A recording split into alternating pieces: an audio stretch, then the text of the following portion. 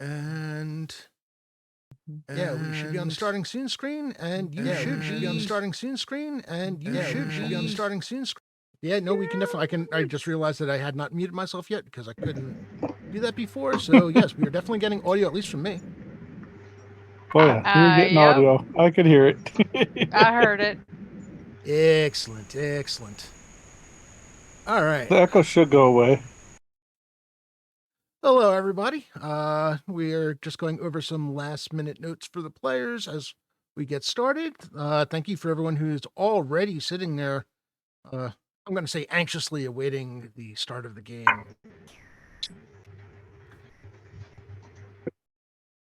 Which includes us. Yes. As I mentioned to you in the chat, the party you've all been together for a while. You are item retrieval, a little bit of search and rescue, exploration, whatever the case may be. You've made something of a name for yourself that explains some of the magical items the party has. I tried to be considerate in doling out some nifty toys for y'all. Ooh. So Yeah. I hope you Nifty. enjoy those. All right. And before we get started, do you have any questions for me? Because then I'm going to show our lovely faces and officially kick this off. Questions for you. Are you a TPK kind of guy? Are we all Yes, going to he die is. today?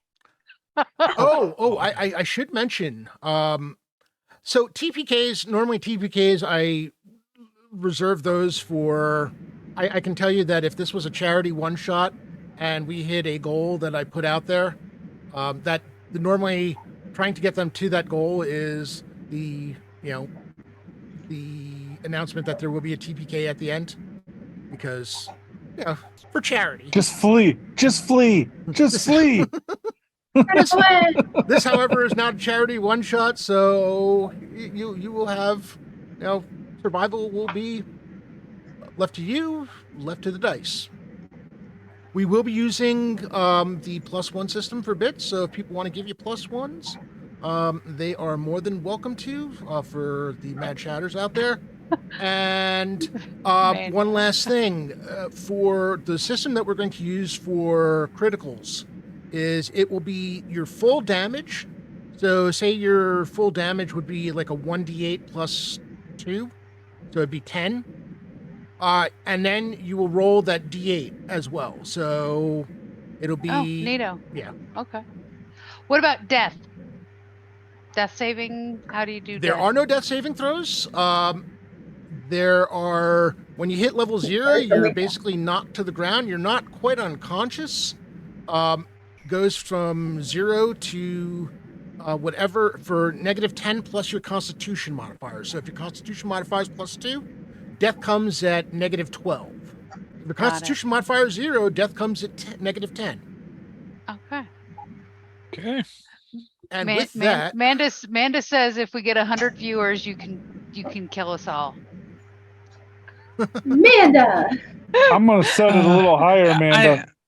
I think the reason why she said that is she just wants my character to die with all the bad puns I've already been sharing today. It's her revenge. Let's take a look at these beautiful faces that we have lined and convince myself that yes, I did put everybody in the right spot. Yes. Dun, dun, dun, dun. Oh, you got the names up there and everything. Yes. Nice. All right. First off, thank you everyone who has just come and joined us this afternoon for this very special channel takeover. I believe, well, this is the last of the channel takeover one-shots for John's vacation period. We do have one more channel takeover tomorrow where Vivi and I will be running Lore Masters Arcanum, dealing with character arcs. We talked about general campaign story arcs last week and generating those. Tomorrow we're going to talk specifically about character arcs. But today we have a Castles and Crusades one-shot called City of Lost Souls. And I am blessed to have 5 wonderful players here with me today. and we are going to go one by one. Those players going to tell, and they're going to tell you a little bit about the character that they're playing. Starting with, there's I am the Bean, Oh, I Tracy. was not me. Jeez, why'd you put me up there? Hello, I'm Veen, aka Tracy. I'm playing Edvard, a primal druid, which is kind of neato. I think he's a bit fatalistic. He is not a tree hugger at all. And he's human. And I think that's all I got about him. I think this is going to be fun. All right, thank you. And next up, you know him as our very own Biggie Paul, Toriano. Tell us a bit about I Grizzly. am. Grizzly is elf wizard. He is roughly 5'6", 135 pounds, black hair, green eyes. Has a red and blue robe with his holy symbol embroidered on it, and a really nice elven cloak that's all black. He uses magic, although it's not something that he takes lightly. So when he uses it, he looks for a reason for that spell to be cast, not just to throw a spell out there to throw a spell out there. So he will help the party if need be, but does not like to just throw spells out to throw spells out. Thank you, Toriano. And next up, we have, you know him in Discord as Siglin. We have Jeff playing wrong character. Hold on. Where's Max? There we go. There's Max. Hey there, guys. My name's Jeff, also known as Sigland or Sig on the Blue Box channels. I'm an artist, and I'm playing a character today named Maximilian Efort. He's a halfling ranger who has a strangely deep voice that he claims all his clansmen have due to years and years of eating bear meat. And eventually, though, his village was destroyed by the local druids who got tired of them thinning out the bear population. So he was forced to take up the life of an adventurer. Thank you, Jeff. And next up, we have our king of the punny business. We have Tom Bantalord. Tell us about Ragnar. Okay, well, I am playing a dwarf cleric. I think dwarves are beginning to be my thing. For those that don't know, I am also on the Fall of Red Dawn stream. But this time I am playing a dwarf cleric who's about 40, 45 years old. 4'10". He's got this nice, good golden hair and very beautiful hazel eyes. He will hopefully not have to heal too much, but I would like to cause a little bit of chaos today. Thank you, Tom. And last but certainly not least, we have our very own Honeybee Chaos, Danny. Hi, I'm Danny, also known, I was Honeybee Crafter. I got locked out of my Discord, so now I'm Honeybee Chaos. Still the same, though. I'm playing Uga Bone Bruiser, who is a half-orc fighter in this campaign. She's very rough and tumble, and she has no time for nonsense or things she doesn't understand, which unfortunately with her intelligence is most things. So we'll see how it goes. Oh, that's going to be a lot of fun. Thanks, Danny. And I, of course, am Robert, your castle keeper. We are playing Castle and Crusades by Trollord Games. And Trollord Games is currently has a Kickstarter going. The Adventurers Armory Kickstarter. We do have a command for that one. There we go, Amanda. I think KS. So yeah, the it has already been. They've already hit, I think, almost all of their stretch goals. They had one more that they were working on last check. So you may want to get on that. All kinds of different weapons and some optional rules for them for your Castle and Crusades game. And there's also one of the 3 books that are part of the Kickstarter is about war mounts. Yes, war mounts. So if you want to see a bunch of interesting different options for your characters, that's going to be the way to go. So, on to the session. As I had mentioned to the party, you have been together for quite some time, and you have gained a reputation as the group to go to for things that need to be explored, things that need to be retrieved, and occasionally people who need to be rescued. As such, you had received uh, an interesting request to make your way from the free city of Altamira. Those of you who are familiar with Altamira from the Tears of Air campaign know that it is originally a location in Lord Gazumba's City of Greyhawk campaign. All the way down to the port city of Gryrax.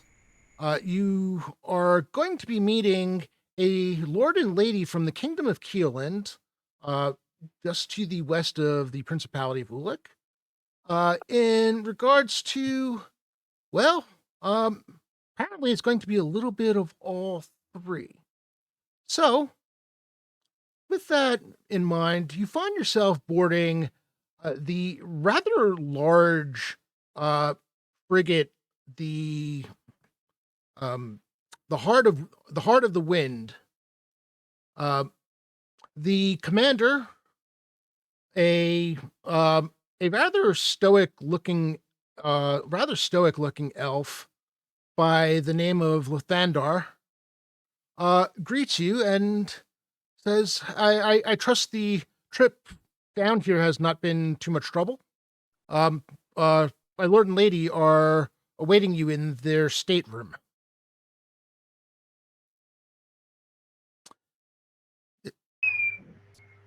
If you like, I can stow any belongings you may have with you. Do not touch my things. We're good. We can handle ourselves. After all, that's why you brought us here. Fair enough. I'm with Edvar on that. He say, good man, we'll be fine. nods, as you will. And as he turns, you note that despite the size of the ship, there is a kind of a striking lack of crewmen aboard at the moment. You do know that it is currently free day, which is normally a day of rest. So it's quite possible that all of them have been given leave for the day to enjoy themselves while they're in port. But it is the captain himself who escorts you down into the heart of the ship to a rather large stateroom where a man and woman, the clothing that they wear strikes you more as travel clothing than the proper dress of one might expect from a lord and lady. They both look to be in their mid-50s and such. The lord's dark black hair has some serious streaks of silver in it. The lady's brown hair is maybe showing just a hint of gray here and there, but otherwise they sit very properly at a large table.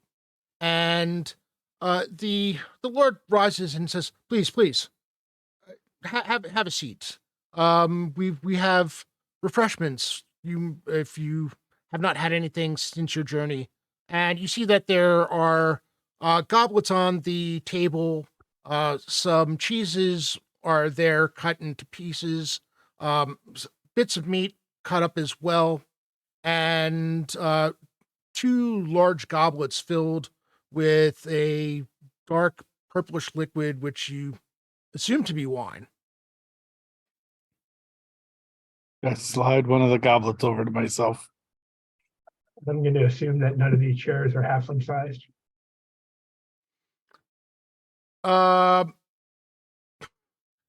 Boost. The captain looks and wonders for momentarily why you're not sitting.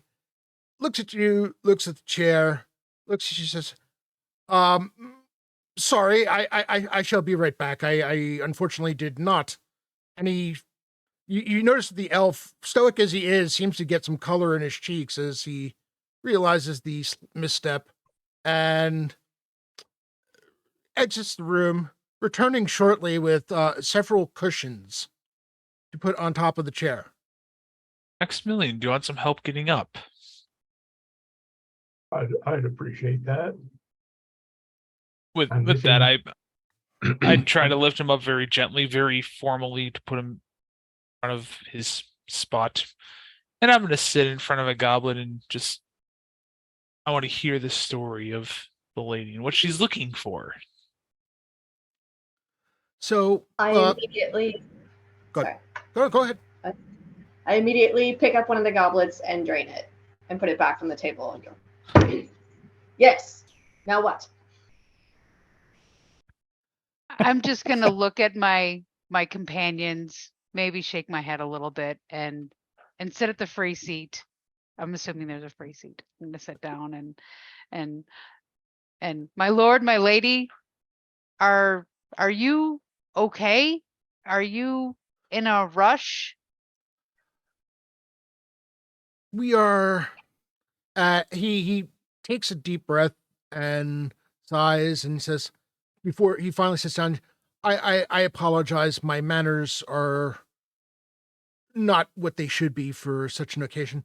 Let me introduce me. I am Lord Julius Overton, and this is my wife, the Lady Melisande Overton. This is one of the ships in our fleet of trading ships, and well, we have a very both time sensitive and sensitive in terms of discretion, an undertaking that we wish to ask upon you. And we seem to have lost Jeff. Yeah, Hopefully your camera's when off. Yeah, hopefully when he reconnects, the two will go. Everybody will go back to their proper places. But for now, we will carry on. Go? Oh, yeah. Got messed up. But there we go. And no, of course not. Oops. See what you Boy. did now, Jeff? I know I was about to tell a joke, and then Is and it then the just internet me? was like, "No, you're not Jeff telling a is joke." Jeff is mad that he's like a little tiny man, so he wants to be the big Ugga. I am big man, no. Big woman. So- Bah. Let me see if it's just me and it moves us. There you go. Nope, I here. got it. Okay. So You I'm still just got gonna look at the No, you at don't. the person who's talking to us, Oh wait. and he'll say, "Aren't your family famous for selling hard to open windows?" Because I mean, trying to shift one of your Overton windows is very, very difficult, from what I hear.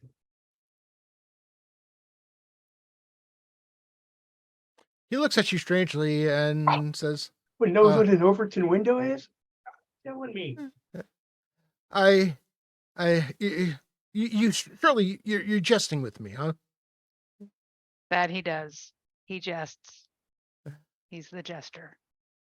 We don't understand either. It's normal. Oh well, okay. I feel much better then. So my And- lord, please just Oh yes, tell us yes. what are your needs? What can we do for you? How much will you pay us? Well, that kind of depends. He says, let me start from the beginning. And you see his wife looks like she's kind of getting exasperated with him. And he says, Did you say he's crying? no, he's his wife is getting a touch exasperated with him. Okay. one of our ships, as you may or may not know, our main shipping line runs from here all the way to the free city of Hardby. However, in order to do that, we must navigate around the Pomarge, which is quite the den of, well, rough types. Some pirates work from there. There are a number of orc tribes that would happily raid shipping if they are able to get a hold of a vessel. So we've run into some issues and have given our captains leave as long as the cargo is not too perishable to give the Pomarge a wide berth. One of our vessels, due to this action as well as some storms, found itself deeper into the Azure Sea than it normally would go when it came upon an island that does not appear in any of our charts. The ship decided that on the way back, after having delivered its cargo, made its way to the island to do some exploration to see what could be found. That expedition lasted approximately a week. In that time, little was heard from the group that went ashore until one and only one returned to the shores of the island, grievously wounded, and unfortunately, despite the efforts of the clerics aboard ship, they were not able to save him. What is of note is the fact that clutched to his person, he had, and the Lord reaches into his cloak and pulls out possibly the largest ruby any of you have ever seen. It is easily the size of the palm of his hand, and he places it on the table. That little thing. The Lord shoots you a look. We were not, and he says, well, not we. I was not there. But the crew tells me that before he died, he had mumbled about a lost city and treasures and dangers and many things that did not make sense. It sounded like fevered dreams more than anything approaching reality. There is another part of this, though, and he just lowers his head. He turns to him and she says, "Dear, please let me take this from here. Our youngest son, named after his father. We used to call him Jules. He was dear to our hearts, but always a bit foolhardy, always seeking to make a name for himself. Was aboard the ship and decided to join the expedition. We have not heard from him, and we have no idea whether he is still alive, whether any of the members of the party are still alive. There is another matter. Unknown to us at the time, Jules had borrowed the family sword. It is meant to be given to his brother upon their father's death. It is an heirloom, priceless beyond mentioning. And we really do need the sword back. He sighs and says, "Do not misunderstand. I love my son, but I always understood that this was potentially the kind of thing that would bring him to his death. If you can find him, my heart would be overjoyed. If you were able to just find word of him, what his fate was, that would be amazing. But if you could possibly retrieve the sword, you would be doing our family more help than you could possibly know. Madam, it's but a thing, a, a, a temporary item that exists for a short period of time. What's so important about a sword? You seem to have placed more importance on the sword than you have on your own son. It is but a thing. I look at Edward and I'm like, that took the words right out of my mouth. A life is always more important than an object. It is hard to replace a good sword, though. Take it from someone who knows. You can always make more children. But you cannot remake the soul. Tell Kristen us just about starts tell us laughing. about the son. Tell us about your son. Tell us about the sword. You said there was three things: the sun, the sword, and just getting beyond the island, or looking for more treasures. Finding, yes, the finding whether or not this ruby is but one in a hoard of treasure, and what other treasures may be hidden there. As you can imagine, if this is just one of many, that is wealth. That is enough wealth to ensure that none of you would ever have to work again, given your share. And it would go Given a our long way. share, Yes. You would each If be given, well, 2% of the treasure found within. each. Yes. That'd be so 10% for the party. very well, we go get the sword. Wait, 10% for the party.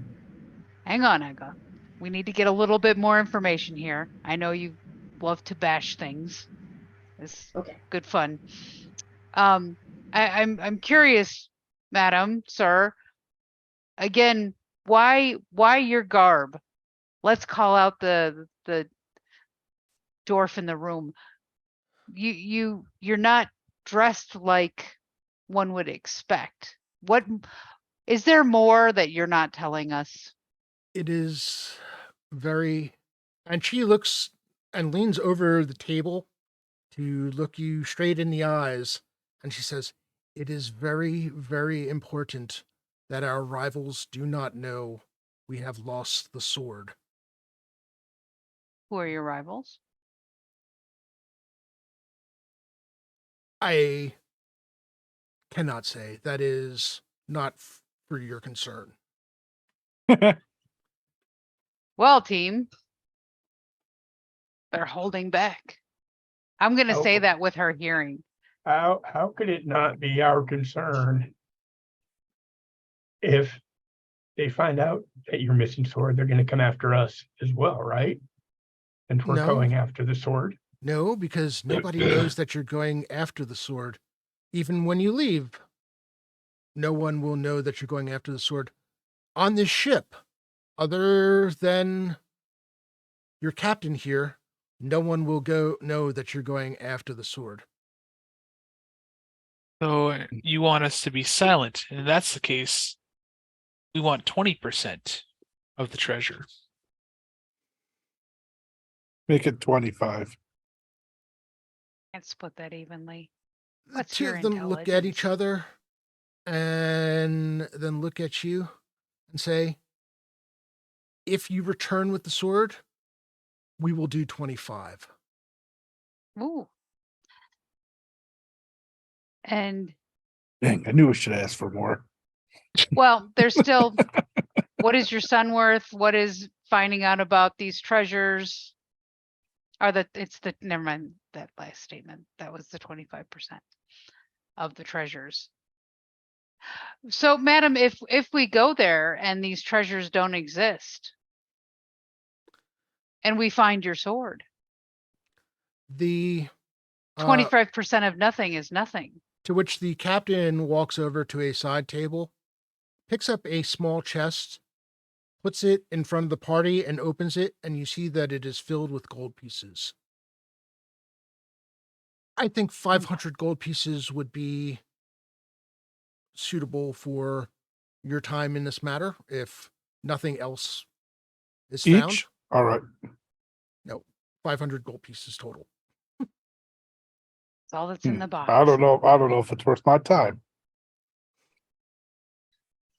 Oh, maybe this will just be an easy adventure compared to what we have been on. But I definitely see where you're thinking, Edvard. As always, you've been wise.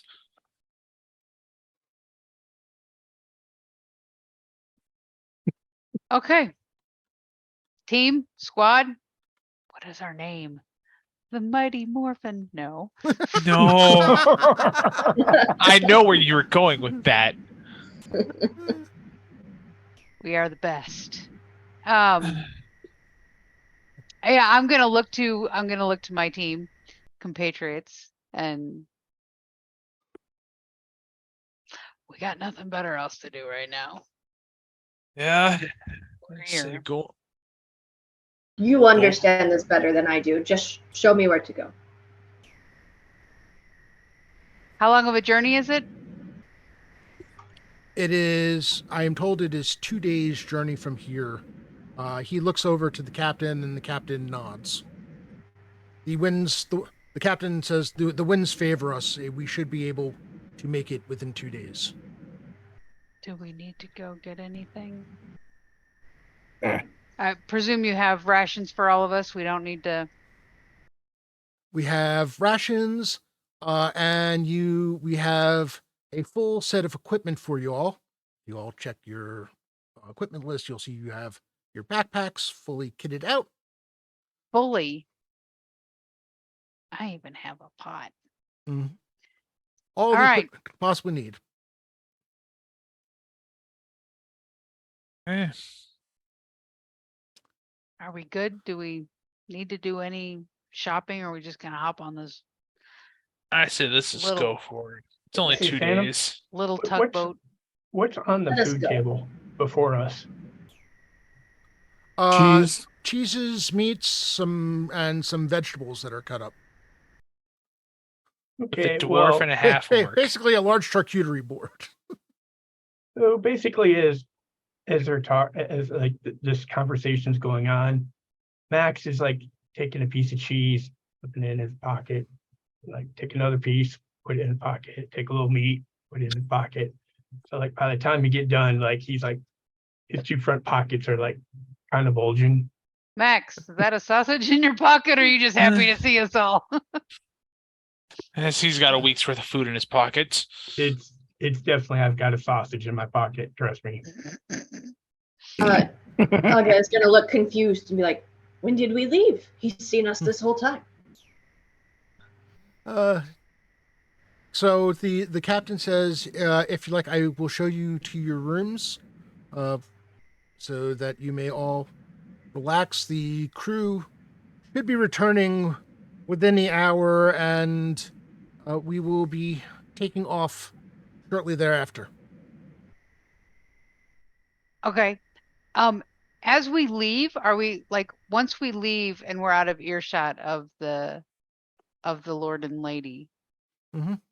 I don't know if that's happened yet, but I want to ask the captain what more? What more to this story can you tell us that they're clearly holding back? He looks to you and says, I do not deign to say that I understand the politics that go with being a lord and a lady. I know that between their shipping concerns and their land concerns, they're always under threat of rivals looking to take their influence at court from them. And I can only imagine that loss of a family heirloom, which to my understanding has been in the family for several hundred years, maybe more, would be a severe loss of face.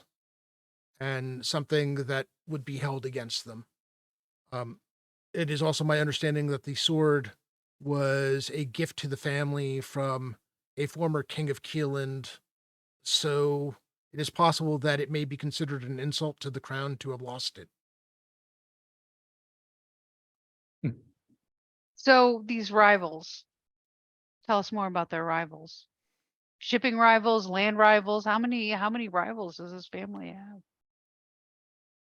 I do not know. My job is to make sure the ship gets safely from one port to the next.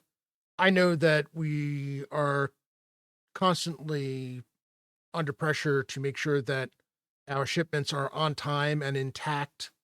It is only because they will pay for the finest crew that we are able to give wide berth to the troubled areas and still make our routes. Who do you have to Um, look out for the most? in terms of Well, out at sea. small raiding parties, normally ships enough to carry pirates of various sorts. The occasional captured frigate, just anything that could keep us from keep us under threat of a boarding party, or even potentially attempt to sink us. Though the ship is well protected against that kind of attack. Okay. Still not finding out who their rivals are. I whisper to my buddies. All right. With that, he shows you to your rooms. Each of you ends up having your own room. Ooh.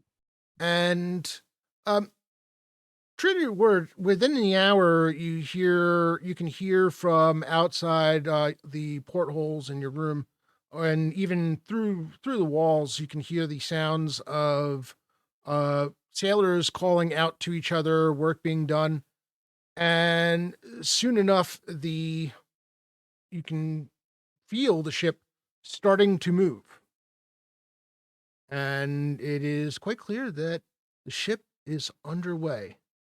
I want to say thank you to everyone who is with us this evening. Thank you, Memo, for the subscription, and Brungal as well.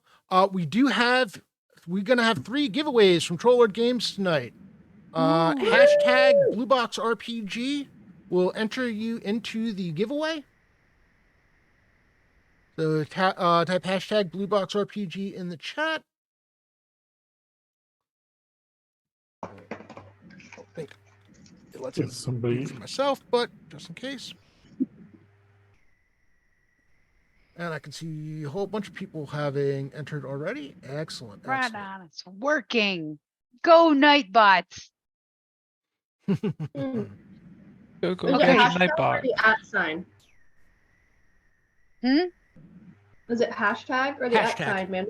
Hashtag. Okay. There we go. All right. Lots of subscribers. Lots of people in the giveaway. Signing Excellent. uppy thing. Signing uppy Q. Do it. After a while, So- go ahead. Okay. No, I was just gonna ask if we were like all in our separate rooms, and so we're no longer together, but we probably know where everybody is. Go ahead. I have The nothing. captain did say once we are underway, you are free to roam the ship. He just asked that you try not to get in the way of the crew doing their work. As the captain had said, it turns out to be a very, very good day for sailing. There is a strong wind filling the sails on all 3 masts. The ship, at least for those of you who are used to sailing, and probably even more so for those of you who are not, you can tell that the ship seems to be moving at a pretty good clip. Thank you for the subscription, Jedi Prime Lex, Alex, and thank you for the gift sub, Danny. Crew seemed expertly trained. They're working. Nobody seems to, though their calls going back and forth. There is no sign of any really honestly urgency. It just seems, as far as you can tell, everything looks like it is running calmly and smoothly. The sky is a brilliant shade of blue. There's some cloud cover, but not much. And looks to be a perfect time to take a trip. With that in mind, let's talk a little bit about our characters. Well, I want to go through each of them and each of you and see what your character is thinking about as you head towards the unknown. We're gonna go backwards this time, so we're gonna start with Uga. Uga's thinking about swords, the different swords she's had, the different swords she loved and lost. She's wondering about her flaming sword she has right now and if it's going to survive the test of time or if she should start looking for a bigger, better sword. And then wondering why these nobles, if they're so influential, why they can't just go back and take their own things and why they need to hire other people. But she's probably okay with it because at least they'll get lots of money and then she can have a good dinner tonight. Excellent.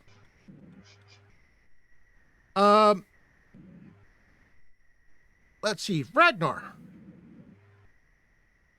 I'll just sitting in my room, and it's been a little bit since I've been able to pray to the deity, and I'm just praying for wisdom as we go about this next quest. So far, he's given us luck and strength, and just continuing to pray blessings over the party, so that way I can continue to heal and support them as we go through. Excellent. Before we get to our next player, we have a raid from Trollord Games. 35 people. Welcome, Raiders.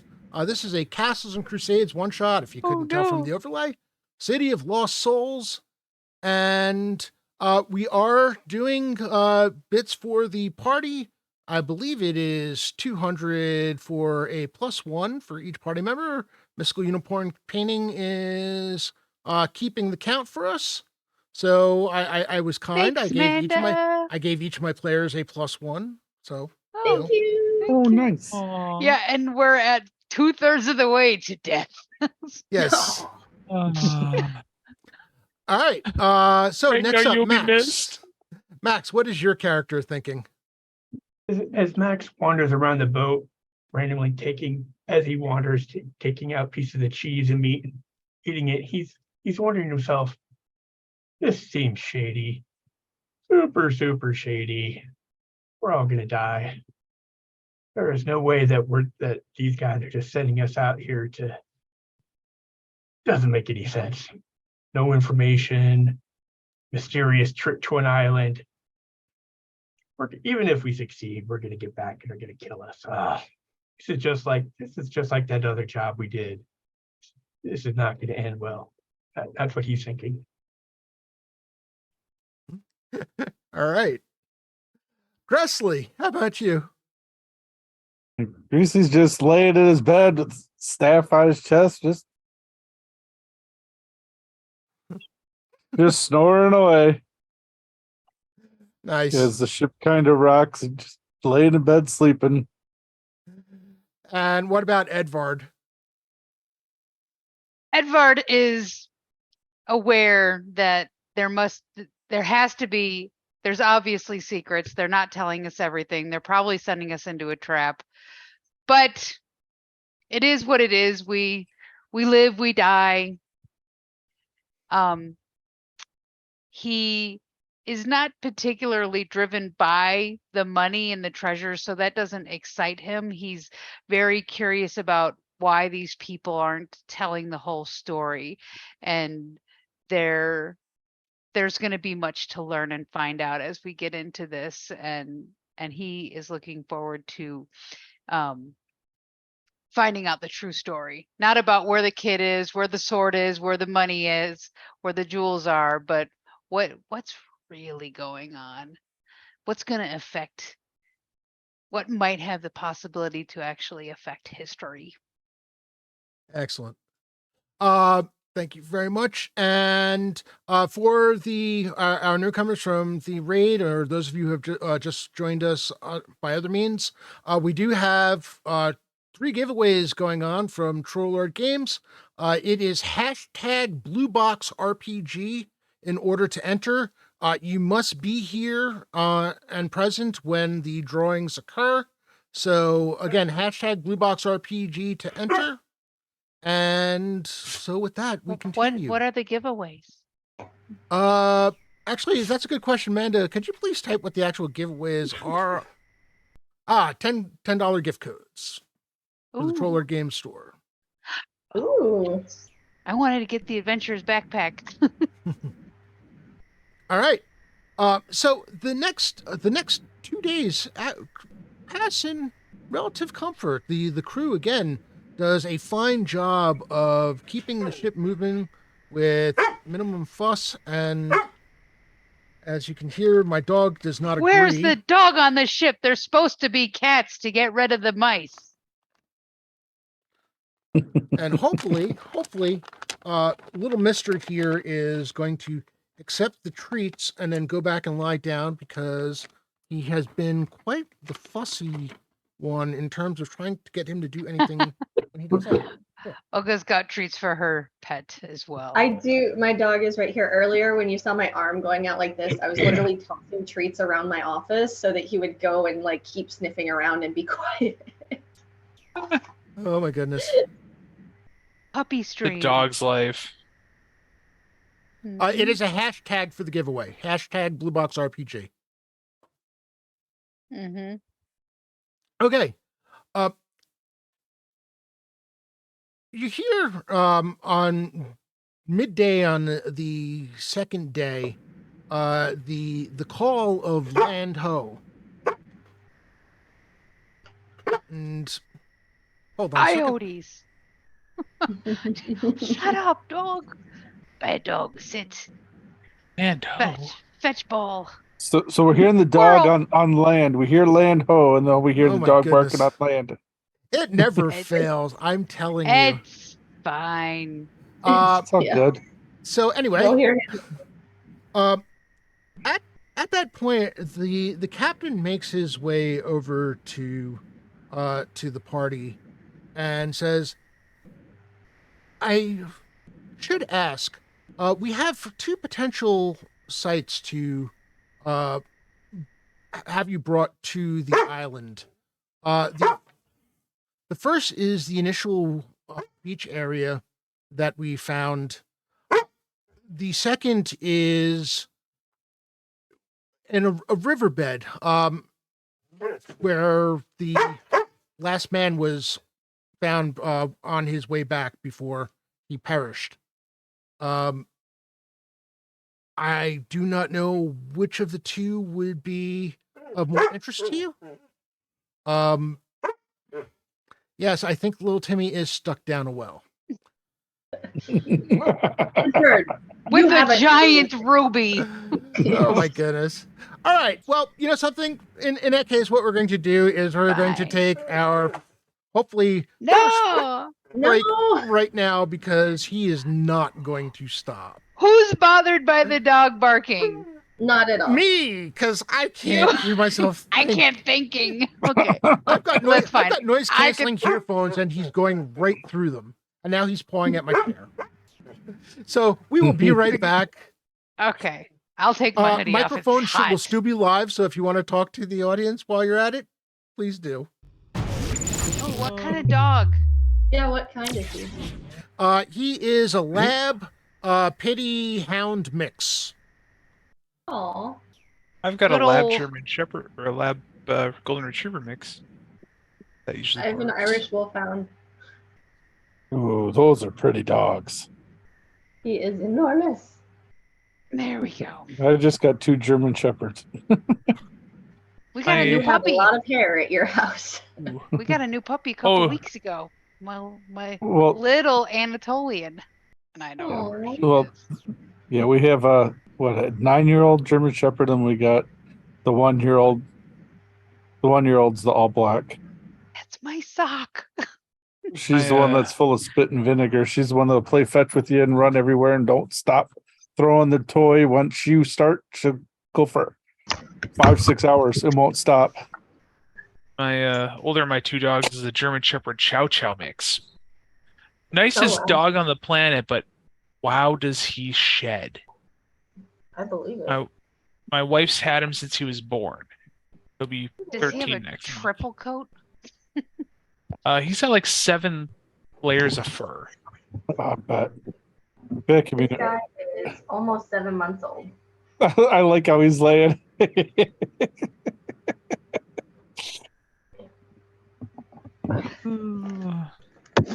I'm at work I should go because, figure out why my dog was barking. well, we were starting. Sure, it wasn't someone at my door.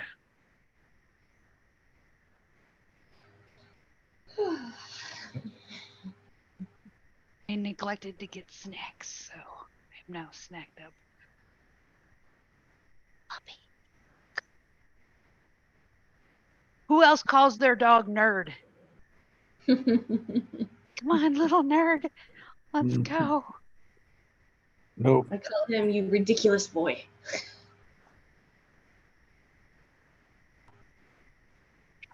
Nope. Ours is Spaz. No. Yeah, that's what we call Raven Spaz, because she just, like I said, once you start throwing a toy, she just will not stop, and she will go for hours and hours. And then the other one starts barking because you're throwing a toy for that one. But she won't get up and go chase a toy. She'll get up, go after it, and then go lay down with it and won't bring it back to you for you to throw it again. So Aw. she don't like to play fetch. She likes to play keep away.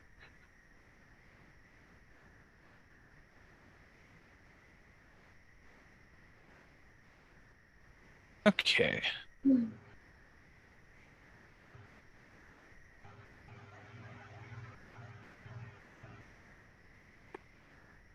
Nerdy puppy. Who's a nerdy puppy? Good nerdy puppy. Blink dog. Gonna get him all excited. Then he's gonna jump up and knock you off your chair. There he goes. Nerdy puppy. Here's my younger of my 2 my Ivory Lab Golden Retriever. Nice. And he is definitely a daddy's boy. That's the way Raven is. Raven's my dog. Hmm. Or the other one is my wife's dog for sure. Yeah, we adopted Being him 4 years ago.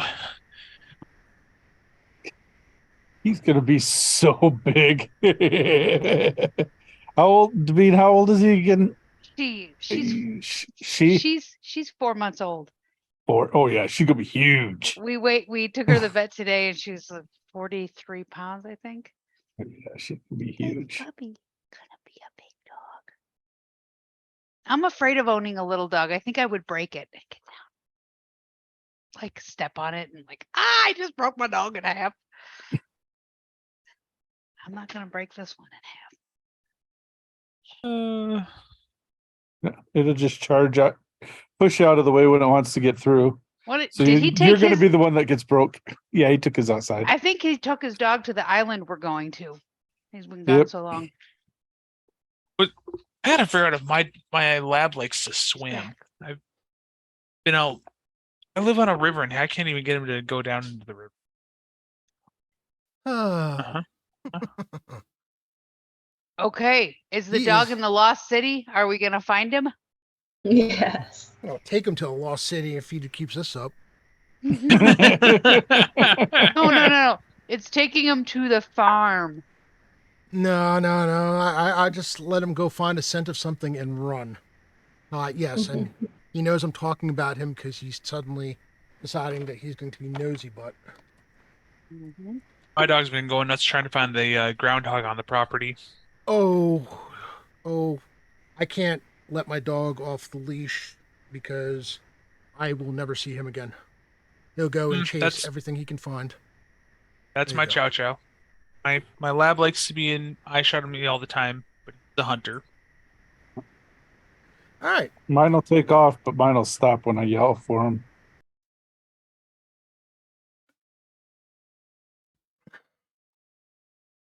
That is five. Woo-woo. There we go. It's still in the right place. Excellent. Oh, we could have really messed with you by like turning our video on and off, and we would have just been all over the place. That's when That I just get would've rid of the been names. mean. That's when I just get rid of the names, and I'll just keep my name where I am, and Find a way to mess you up. No, We're not nutty at all. No. Oh I boy. think Believe it. this is the last time that Robert has me and Tracy in the same group. Oh no. I've had Josh in my groups, and along with another friend who Josh and the two of them just get going and forget about it. All right, Hey, let's last go. time I was in your group, you tried to kill us. Stairway to heck. That was fun. So he says, I have, we can leave you in either location. I do not know which would be best suited for searching. Edvard, you are a thinker. Where should we go? Well, team, squad. What are we? Are we a team? Are we a squad? What are we? Y'all? Edvard. Edvard is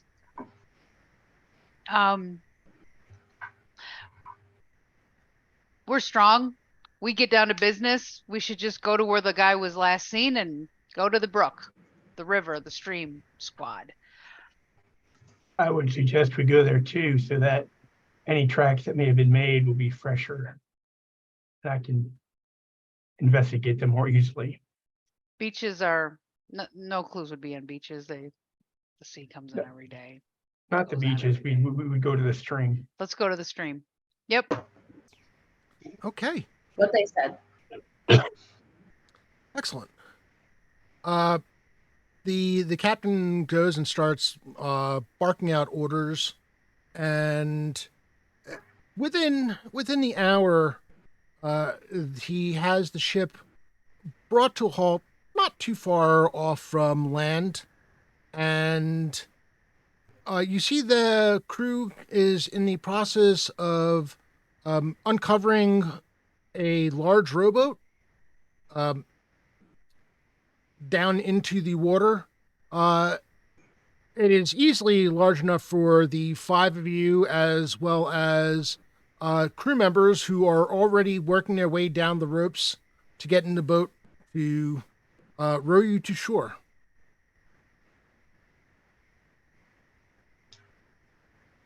And the Who's captain rowing looks us? at This is the captain. the captain has four crew members that are going to row you to shore. Where's the lord and lady? They didn't come left, with us. They left the ship. They didn't come with us. No. Okay. It still irritates Edvard that we don't even know who our greatest enemy is that we need to be on the lookout for, besides obviously not talking about the sword in public. So Edvard is going to again go up to the captain, maybe kind of put his hand around his shoulder because it's been a couple of days, and the captain's name is Lathandar. That's what I'm like. What did I write? Captain Lathandar. Before we leave, it's crucial. It's critical. It's of life and death that we need to know who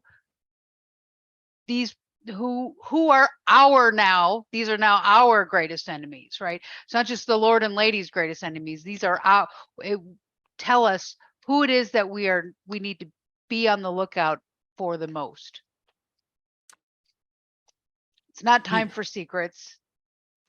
He looks to you and looks to the island, and he says, I suspect that the greatest threat to you all is whatever it is on that island presumably killed our men, and including the man who almost made it back. What was he killed by? We thought we had gotten him to the cleric in time, and the cleric had healed most of his wounds. However, something infested him. And apparently whatever heals went through did not remove the parasite. How tall is the captain? The captain he's on the tall side for an elf. He's just a little short, a little shorter than 6 feet. Uga is going to grab him by the back of the collar and shake him a little and be like, "You will answer, Edvard. Speak plainly." Well, if I would say beware any bugs.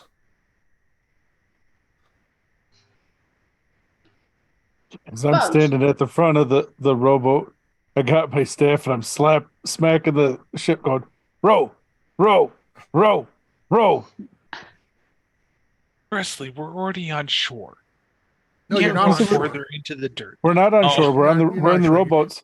You're just getting into the rowboat, and the one of the crew members in the rowboat looks at Gressley and says, do you think you want to wait for your crewmates up there? I mean, we can take you ashore by ourselves, but I'm not sure you're gonna last very long." Why? What's there? Well, I'm more looking at you, and he's kind of gauging the fact that you wear no visible armor here. Are you judging me? Are you wearing your pajamas again, Gressley? He looks at the staff and he said, no judgments, just it's an entire island, and well, You guys hear me smacking that stick of yell and row. Bugs. Captain, What can you is send the bugs? rest of them down here before we end up taking this one by himself? I thought we Yes. had all gotten on the boat already. I would have made my way to the rowboat. You might have made your way to the rowboat. The other two were talking to the captain. Trying to find out. Captain, before we get on the rowboat, as our Yes. compatriot is clearly eager to get going. Bugs, infestations. Are there other people here? Other creatures? Anything? There's been no other This factions that this island, as far as I know, we are the only people who know of it. We have it's not on any of our maps. As a matter what do you of fact, call it? As a matter of fact, it's so new we've just been calling it the Lost Island. Haven't even crew. We name this island when we're done. Lost Island. It's found. It can't be called the Lost Island. It's the Squirrely Squad Island. That's what it is. Okay. We haven't even marked it on our maps. We keep separate documents to let us know how to get there. And none of them have ever been lost? No. Okay. I'm going to... Thank you, sir. When are you coming back for us? Do you think a week will be enough time? A week for bugs? What's going on this place? Uga's going to mutter to herself as she goes to get on the... It is a sizable island. I do not know how much time you will need. I mean, if you think it's only going to be days, but I would say that would be lucky. Do you have another rowboat? Can you leave us a rowboat? Can we take Sure. to the island? Yeah. We can do that. Okay. And I'm going to go get on the rowboat and sit there expectantly. He has the crew bring down a second rowboat, and soon enough, all of you are on your way to the island, where the crew lets you off. There is just enough mud and dirt coming from the edge of the riverbank in order for you to uh, park the boats. The riverbank itself is there. It appears to be reduced to a tiny stream, barely enough water to give the name. It almost looks like the runoff from a hard rainfall, maybe. But you can tell that at one point the river itself was probably quite wide. Maybe not. Maybe 60 to 80 feet across. Robert, Yes. we have a guy rowing the boat, right? Yes. I'll ask him. You have four. There are 4 people per boat rowing them. So, gentlemen, were any of you the ones who helped to bring the lone survivor back to the boat? One of them looks to the others and raises his hand. Can you point out to me the general direction where you found him? Like, can we see the area from here? Sure. And as the boats make landfall, he says, he had laid some torches here, and he points to one of the drier spots on the side of the riverbank. And we found him about 50 feet upstream. Okay, so I will make my way to where he points out and see if I can find any tracks. I will follow the ranger. Yep. Don't get too close to me, guys. I'm trying to. I don't need your tracks intermingling with the ones that I'm looking for. All right. So, Yeah. Give me a roll, tracking roll. okay, if it says here I have for my check that I get a +2 if the tracks are human or giant. So you don't need to tell me, but if it, just add 2 to my roll, please. If Okay. all right, well, let's see, 15 plus wisdom check. My wisdom sucks. 15, so 23. You are able to find some tracks, and basically they're coming in your direction, but you're able to start reversing them. Okay. The tracks, they're faint, but apparently there hasn't been much rain recently, Mhm. so the impressions in the ground do remain. Do I have any idea what the tracks are? Were they human or They are human. was it more than one? Yes. No. I'm sorry. Just one. Okay. But I thought there was 2 guys that came out. No, just one. All right, gentlemen and ladies, I found the tracks of our lone survivor here, and I think I can reverse follow them for at least a bit. Should we press on? Just a moment. Edvard, as the druid, using his nature lore, wants to know of this where we've landed. The plants, are they plants I'm familiar with? Are there plants I know that are dangerous? The water that we're in, is it good water, bad water? I don't know how much you're gonna allow me, but that's Let me take a really, really quick look at. I probably should have pulled up all your character sheets while I was at it. yeah. Well, yes, between the character sheet, which you did an amazing job of, Yes, and then thank looking you. at the player's guide, and that nature lore allows me to determine species of plants and animals, if water is dangerous, find shelter, find food, blah blah blah. So it's just, are these common plants, or are these wacky scary plants? So, in terms of the water, you know that though the water, what bit of water is coming looks like it's okay. You also know well enough that it depends on what has been using the water upstream. Because you can't always see any contaminants that might impact the water. Does it smell bad? No, the water itself does not smell bad. Let me As the take a turn look slip by. to see. Nature Lore Wisdom, of course, it doesn't have any more details on that, but I do have the book open. Aha. Glasses. Take a Primal Druid.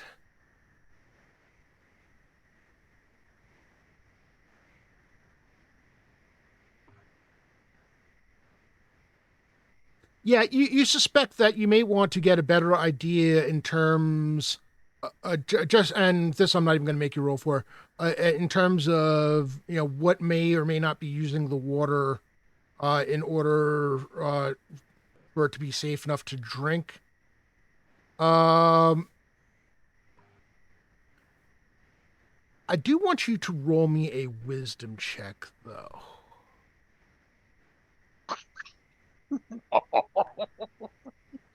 Oh, beautiful. I got a 1. Ooh. You're looking, to give you an idea, alongside on the banks of the river are some of the tallest trees that you've seen. The wildlife here, in terms, at least in terms of the flora, is full of life, bursting with colors. The trees are huge. They look very, very healthy. They reach to the sky with a high canopy, providing shade from the sun overhead. You can hear all kinds of bird calls, and the movements of animals moving through the thicket, and at the same time you're looking around, and the place feels alien to you. The trees, they seem old, but not in, for some reason, for not in the sense of that they're just like ancient trees. Things just don't feel right. You feel like you have that same feeling that you had when you were a novice, first learning about all of the flora and fauna of your local forest, trying to figure out the difference between an oak tree and a willow. The most basic of things. This forest is not making sense to you. Okay. I'm gonna let my squad know that while this water seems okay right now, we should all have we have full water skins. Ugga, don't ask me before you drink water. Everybody. Yes, Edward. But this is unlike anything I've ever seen or felt before. Only I was smarter. And then, okay, thank you. And so we're gonna follow Max. Stigland. Max nods Max. as Edward explains. Max is just nodding his head like, "Oh, right. Nom nom. Oh, pocket cheese. Yeah. Yeah, So, you make a good point. For no particular reason, what would you like to do for a marching order? And mind you, you have both sides of the riverbed. I mean, heck, if you really wanted to walk through the stream itself, you can do that as well. Because it's 60. Did you say it was 60 feet wide? It's just dry and muddy. It's easier at the base of the riverbed, which is probably about 20 feet, 15, 10 on either side of the stream. So maybe about 25 feet or so. if the stream, the stream goes anywhere from 3 to 5 feet in width. Edvard will cross the stream and stick with Max, but out of the mud and like where the. So I guess I'm kind of far away, but wherever the mud stops being, All right. so that I don't want to get muddy. Uga will be right behind Edward. I'll take up Alright. the back of the pack. So we're all just gonna follow that way then, but I want to be out of the mud too. Yeah, we're gonna follow Max, but just spread it out. Okay, Spread it is out. anyone staying on Max's side with him? I see how it is. I'll stay on Max's side with him. All He right. told us to stay out of his way. Not to mess with his footprints. Well, And short as we people walk, might as well stay I'm together. obviously looking for anything that might be footprints as we start to progress in. Animals, people. Uga is on the lookout for anything that might be ready to fight. Wild Hey, boars. There's a squirrel that's ready to fight. As I begin to follow the track That's what further was into further down the stream, I'm also going to be looking for any natural traps to see if anyone's placed any hindrances in our way. Okay. Huh. All right. Let's do this. That's right. I forgot the lore master arcanum that you did about traps. There were so many traps.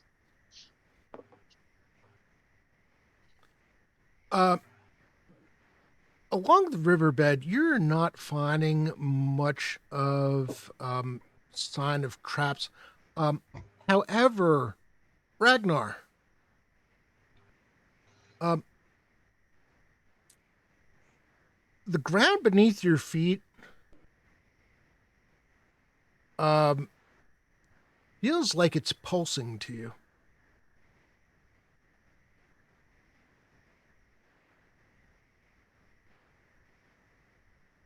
Being that I'm on Maximilian's side, just him and I'm gonna relay this to Max. I'm like, notice that when you're walking around? I will try to focus and see if I feel the pulsing as well. No. It's just Uga walking. Max, give me a wisdom check. Okay. Ooh, I don't know what you're talking about. Are you hungry? Thirsty? Yeah, Maybe need some beer? You feel nothing. Well, yeah, pretty much. I'm not feeling it. I'm gonna keep my senses heightened just because that's ground's pulsing.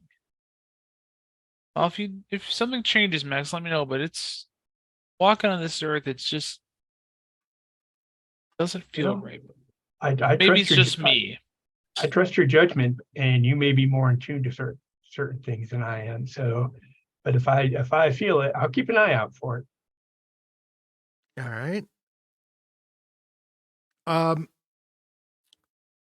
As you continue walking, the forest, which was extremely thick, near the mouth of the river, starts to thin just a little bit. The underbrush gives way.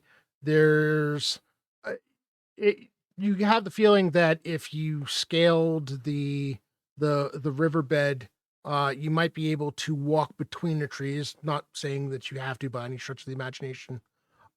However, Uga, you're getting a scent. A scent, not something that you're completely unfamiliar with, though it's quite strong. There's a scent of dung in the air. Coming off from the, let's see, that would be off to the left. Ugh. Ugh. Does anyone smell that? That's terrible. Ugh. Pepe Le Pew is here. Pew-ee. It's just Yes, cheese, where's- guys. I've been eating it the whole time. No, there's That- a outhouse up ahead or something on the left side. Oh, which side am I on? You are on the right side, I believe. Yes. Then I don't care. I'm pretty sure, Max, you and I are on the right side and they're on the left side. I will look around to see if I can tell where this smell is coming from. Does it smell like something? I guess you can't smell As something big. as the wind shift, the breeze in the air shifts, the smell becomes apparent to you as well. You believe it's might be 70 to 80 feet off to your left. And it smells you- like animal. Is this like livestock poop? That has a distinctive smell versus It's, carnivore poop. give me a Is it a wisdom porta check. potty or is it a farm? Give me another wisdom check. Oh, come on. I'm rolling a different dice. I can't read it. That's a 13 plus 2 and plus 7. Yep. Yes. Yes. All right. Well, there you go. You think it's probably an herbivore. Okay. It does it again. It smells kind of alien to you, but it does not, from all that you know, it does not strike you as carnivore. Okay. Like a cow, but not because I know what a cow smells like. Okay. Ugga, Gressley, there's some kind of herbivore, not some kind of plant eating animal up there, because Ugga. I don't know that this is a threat to us. I don't know if we need to even bother checking it out. We should probably stay with Max. Max, need don't the leave leader? us behind. What are you yo-yos doing back there? Come on, we got to go find this guy. What's going on over there? Ugga smells an animal poop. We don't have time for poop smelling. We got a mission. Let's go. Do we need dinner though? I can. Wait. You're suggesting we eat poop now? No, the thing making the poop. No, we got. I wouldn't trust eating anything on this island until we know more about it. I wouldn't drink anything. I wouldn't eat anything because it could have parasites that infected that other guy. We don't know. Yep. Max, it's the smartest thing you said today other than just eating. I agree with what Max said and start walking over towards Max. Come on, Alright. Ugga. Let's keep going. All right. How high up is, you said that the river bed went up to the land. How high is it's that? maybe between 3 and 4 feet. It's a little. I mean, it's a little tricky, but easily scalable enough. Not the most difficult thing in the world. I'm just gonna keep paralleling Max. Okay. Max, have you found anything more? As far as I've been told, it's the same tracks. They're just moving. They came from that direction over there. And I'll point to where the tracks that we're following. All right. As we're walking, do I still feel the earth like pulsing? Yes, you do. It's Is getting, it getting- slightly more intense. All right. You know something? We have somebody who needs to take a quick break. So we are going to take what hopefully will be our last break of the evening. And we will return in just a little bit. Quick, Stay with us. everybody. The mics will be live. I will be here while that's happening. Yeah. Quick, take your dogs out. Sorry, Everybody yeah. take the dogs out. Everybody, take your dog out. I've I somebody got to do that for me. a bad feeling about this pulsing that only one guy feels. Got a bad feeling about this. What could go wrong? Yes, Paul.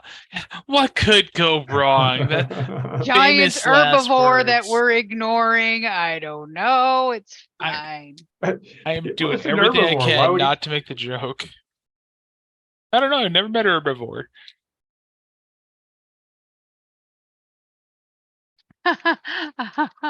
That's why you're single.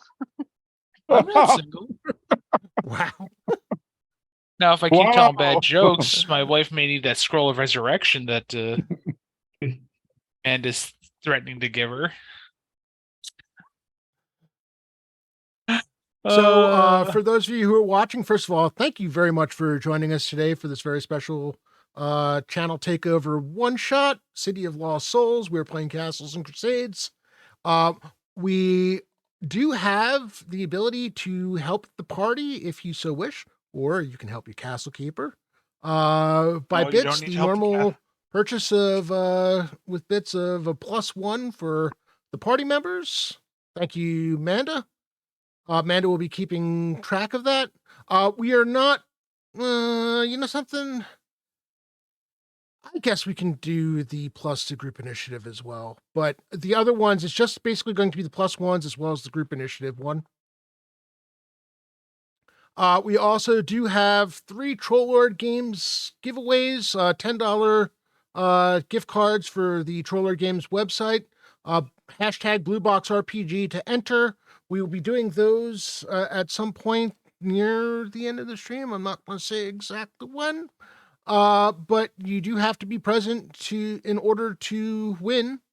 So, you know something? Yeah, Amanda, you know something? We can do that. We can do the first one when we come back from break. Inda's so smart. She knows how to do this thing. Though I probably should have announced that before the break so that anyone who left hears it and comes back, but we'll give them some time. We don't have to rush and re-roll. We can, if they don't show up, we can re-roll at the end. Dun dun dun. Great. I can't believe it's already 6:30. We've already been here for an hour and a half. We gotta like get cracking, squad. Mm-hmm. We're the squirrely squad. I just blame all the dogs. All of them. Let's all just start running up the hill then. Somebody cue Kate Bush. I'm more surprised Vanta did make a "Who let the dogs out" joke. No. That joke's been said so many times. I know, but it's still a dad joke. Sometimes you're required to do the classics, I think. I was gonna say, you know, someone was asking about the whole Kraken thing. I'm like, you heard what happened when Davy Jones first saw the chiropractor, right? What's that? Chiropractor gave him a mighty Kraken. My favorite dad joke. You ready? You ready? Do it. Why can't you hear a pterodactyl go to the bathroom? Yep. Why? Yep. Because Because their P is silent. Yeah, Boba got it. It's my favorite. I love it. It's so good. Come on, you can laugh out loud. I see you holding back your laugh. Mm-hmm, mm-hmm. Amanda warned me today. She's like, keep it to a minimum. Like, did you know T-Rexes can only smell pit? Manda didn't warn me at all, so. I think she warned me because she knows that I can. Once I'm set free, it's hard to rein me back in. So I'm trying to keep that reined in. That's what combat's for. That's what combat's for. Rip Ragnar, you will not be missed. Well, he died happy. Current +1, Edward negative. I can't even say there's no commas in that. Nice. Like, so Tracy, you heard that T-Rexes can only sell pistols, right? A small arms dealer.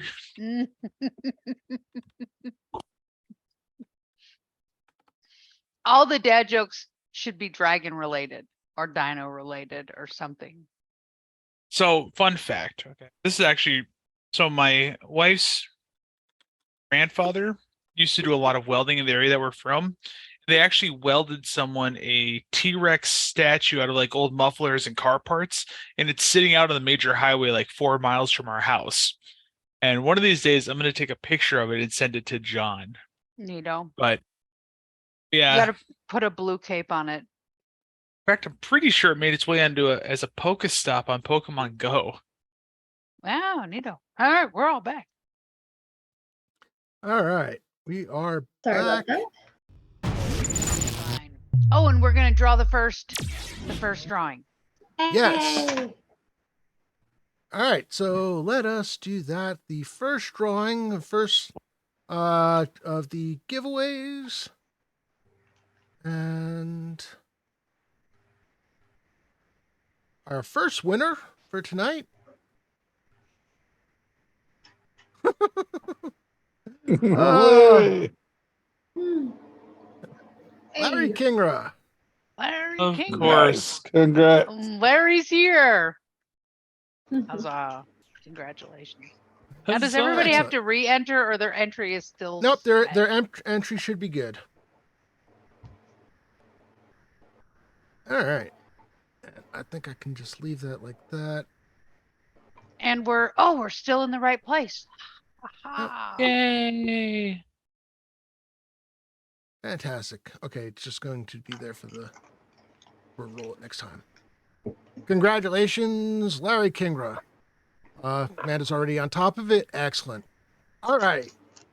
So at this point, I would like for my elf and my halflings. Does the halfling get a listen bonus? I forget.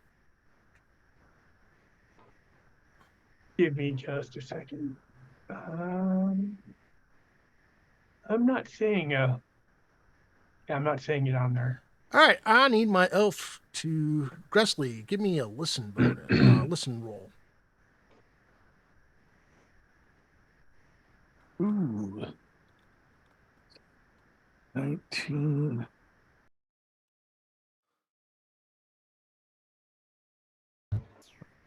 19. That's what I rolled a 17. I get a +2. Is All right, so yeah, that you're fine. You hear the sounds. There is guttural sounds, almost a half between a guttural growling, but it also sounds like there's more than one coming up around the bend, and suddenly you hear a hiss and a growl that sounds more like a big cat. Boy. which side of the riverbed? Well, it feels like it's coming from the left side of the riverbed, but that's only because the river up ahead bends around to the left.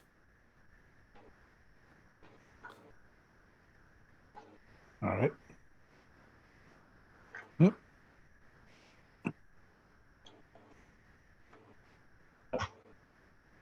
Well, we're gonna keep moving forward, I guess.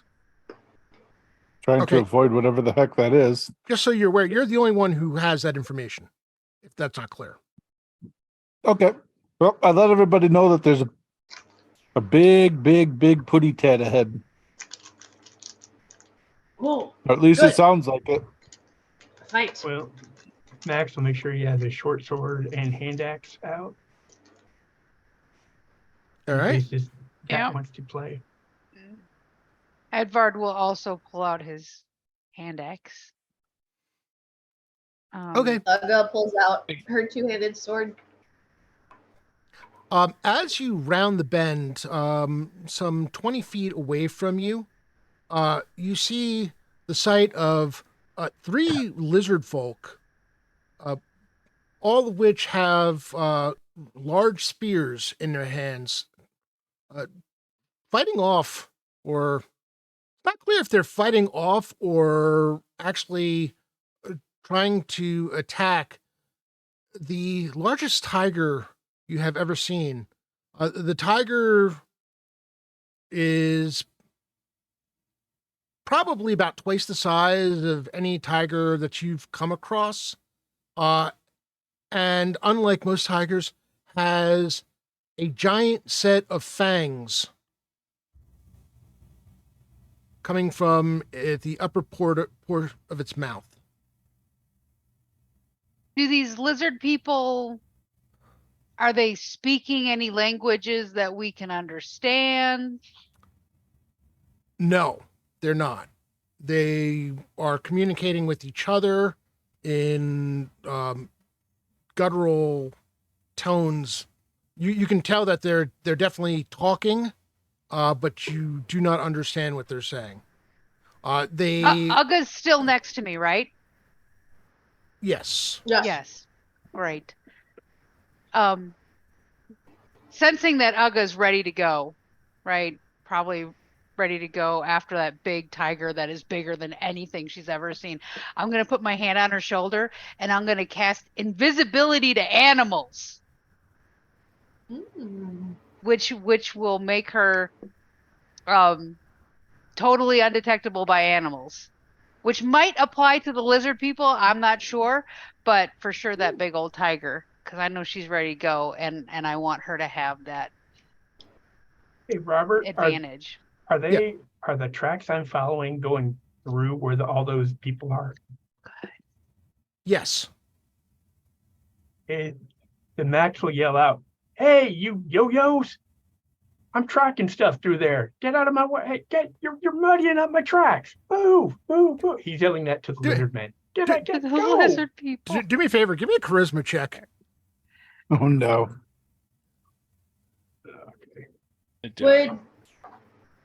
Would Ugga realize that a spell has been cast on her? Was there like any visual sign of it, or would she have no idea you just made me invisible to animals? I think that you've been together long enough that this may not be the first time this has happened, so you'd be aware.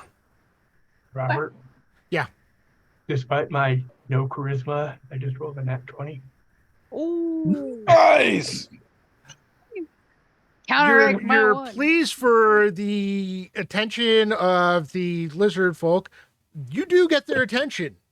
That has unfortunate consequences for the one that was standing in front of the obnoxiously large tiger, as it turns its attention towards you, and the tiger takes the opening and sinks its massive fangs into the lizard folk. The other two are frantically stabbing at it, not finding a heck of a lot of success in slowing it down. The lizard folk are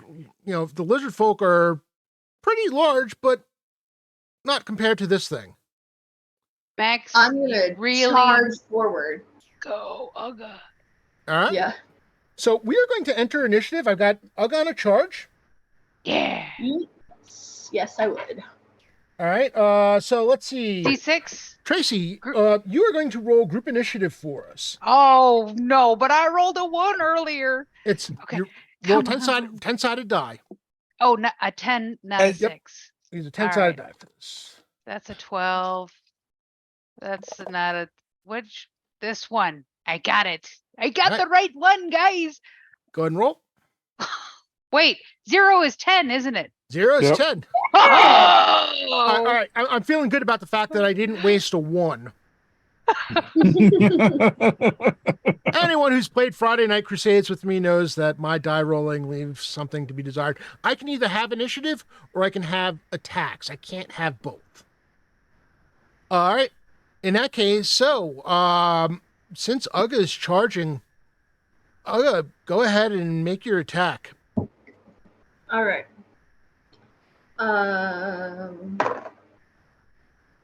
So for my bonus to hit, I include the mod, the miss, and the magic bonus to hit. Yeah, on the left-hand side, it should have all of those added up for you. Okay, For the I just want given to make sure because that's a Yep. lot. Yeah, you know, Uh, it's a lot. And I add my level or no? No, No. that's already Not that's on this one. taken into consideration. Gotcha. 27. Your sword comes down on the side of the large saber-toothed tiger, who has no idea that you're coming. Roll your damage, and I believe you've got a damage bonus for having charged. I want to say Plus, it's doesn't she get like a stealth bonus? She's invisible. that's Like a that's going to be surprise the tiger, attack. not that's going to be the tiger basically being flat-footed. Okay. She gets a +2 for the charge. Okay. Oh man. Okay. So I have 2d6 plus 6. So I did 11 damage, and then it says I do 1d6 fire on hit. Yeah, Plus roll. +2 on damage with the charge. +2 on damage. Okay. So Yep. 13, Mhm. and then 4 points of fire damage as well. And Uga, just so you're aware, your AC is a -4. So if it turns to reel at you, your AC goes down by 4 because you charged. Well, Okay. Uga is going to get a surprise attack. That's the part of it. Uga will not get attacked because the thing had no idea that it was there. So it wasn't like it wasn't like it could like turn and be prepared for the attack.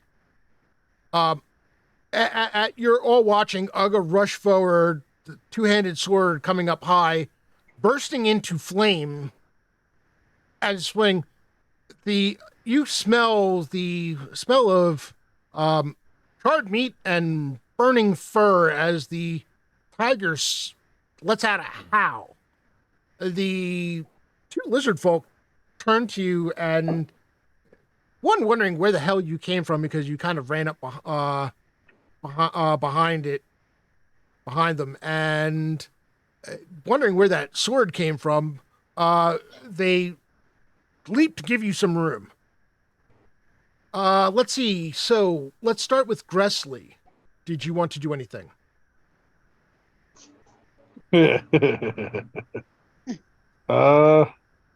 Do that laugh. No.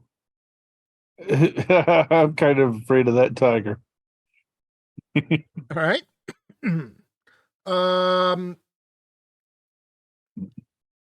Max. Yeah, after seeing Ugo run right through his tracks that he's trying to follow, puts his hands up in the air and yells, "4K!" And then he'll move he'll move half the distance between him and the tiger because he does not want to be the first snack of the tiger today. Sure. Okay. But you're not doing any attack? No. Ragnar, How far away from the tiger am I? 20 feet. I'm 20 feet. Okay, I'm gonna have some fun. I'm gonna take my dwarven thrower, which am I obstructed? Is there anything between me and the tiger? No, this is going to be pretty much simultaneous. So this is happening as Uga is rushing forward. Your hammer and Uga are going to arrive at about the same time. Okay, I'm gonna throw my dwarven thrower because its special abilities, if I'm unobstructed, it will always return to me. Okay. Like All right, Thor. Thor. Yes. NATO. So I'm gonna have fun with this dwarven thrower, just so you know. And also, you were on the other side of the riverbed from Uga anyway, so yeah, you're good. Okay, good. So, guessing a good roll to hit. 19. I rolled a 26. Hey. Your hammer flies true and hits the hits the tiger in the midsection. Oh, this is where it gets good. The tiger is not considered a giant type, is it? Just because its size is just straight. No, not giant That's- type. It's large, but not giant. Okay, good. Because I get to do 2d8 worth of damage to it. 16 points of damage. Yeah, the howl from Uga's sword kind of gets cut a bit short as the hammer hits on midsection, and you hear as it coughs, almost like trying to get a hairball out while it's howling. Edvard, So the tiger's still up. tiger's still up at the moment. Yes. The lizard man that it attacked Mm-hmm. is dead or alive? The tiger basically lost its grip on it when Uga hit it, and then the hammer hit as well. So it's kind of laying. It's hard to tell whether it's alive or dead, but at the moment it's just laying there on the riverbed. How far away can I get over to him?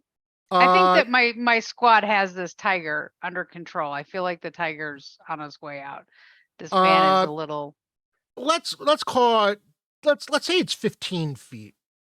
The tiger kind of tossed it aside. Okay, so I want to go to the man Mhm. and assess if he's alive or not. Is he alive? So I move my 15 feet. Alive but critically wounded. So, like, would first aid be enough, or does he need something bigger than like a cure light wounds? I would rather not expend a second level slot on him. He's going to need at least a cure light. Oh, how many of these do I get? I get 4. You know what? I'll let it die. Nah, no, because that man took that damage because of Max. So I'm gonna cast Cure Light Wounds on the little lizard man and drag not him more my out of the. fault. They were fighting anyways. Who's going to eat him? You have to let nature take its course. You interrupted. I did. Let nature take its course. Let him And die. now it's going back for So seconds. I'm casting Cure Light Wounds on the lizard man. Okay. Do I have to like roll for what just roll me a 1d8. Just 1d8. I can do that if I can figure out which one is a d8. This one. Sorry, I don't know all the wacky dices. That's all right. Oh boy, a whole 3. Is there a plus? Is there like a spell modifier that gets added to that, or nope, it is straight up. So what does it look like when your Cure Light Wounds is a touch spell? What does that look like? it looks like well, I'm a druid, so it looks like a green glowing kind of mist would settle on him and swirl around him and suck into one of those bite wounds, I guess. All right. You see that his breathing definitely evens out. His eyes flutter open, and you see the irises adjust, looking at you and kind of staring. But he definitely alive. And Go ahead. the wounds at least look to have closed. I'll hold my finger up to my mouth and go shh, because I don't know if we speak the same language, and just drag him away from the tiger. I'm assuming there's like some brush or you'll a be tent. able next round. You'll be able to drag him away. Okay, very good. All right, the tiger. I'm gonna roll. Let's see. 6-sided die. 1, 2 is going to be the first lizard folk. 3, 4 is second lizard folk. 5, 6 is Uga. Second lizard folk. Turns to the other lizard and lashes out with his claws. Ooh, okay.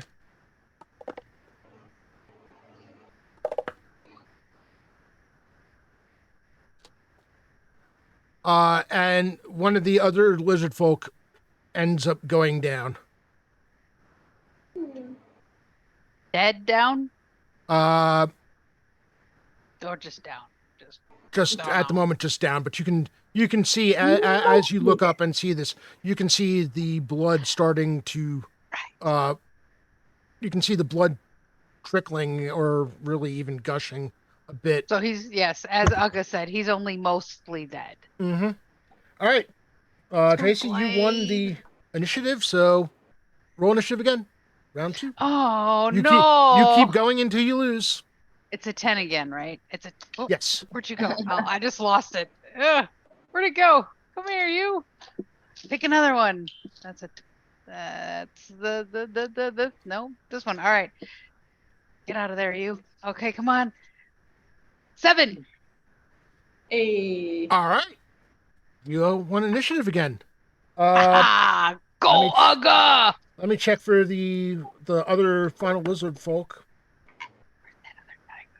He tries to get his spear into the thing, but he's seen 2 of his comrades go down and is really seems to have lost his taste for the fight. He just stabs at it wildly, almost feeling half-hearted. Uga.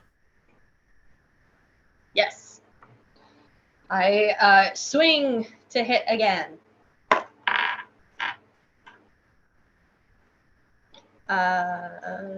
29. That's gonna hit. Yeah, baby. That's much better.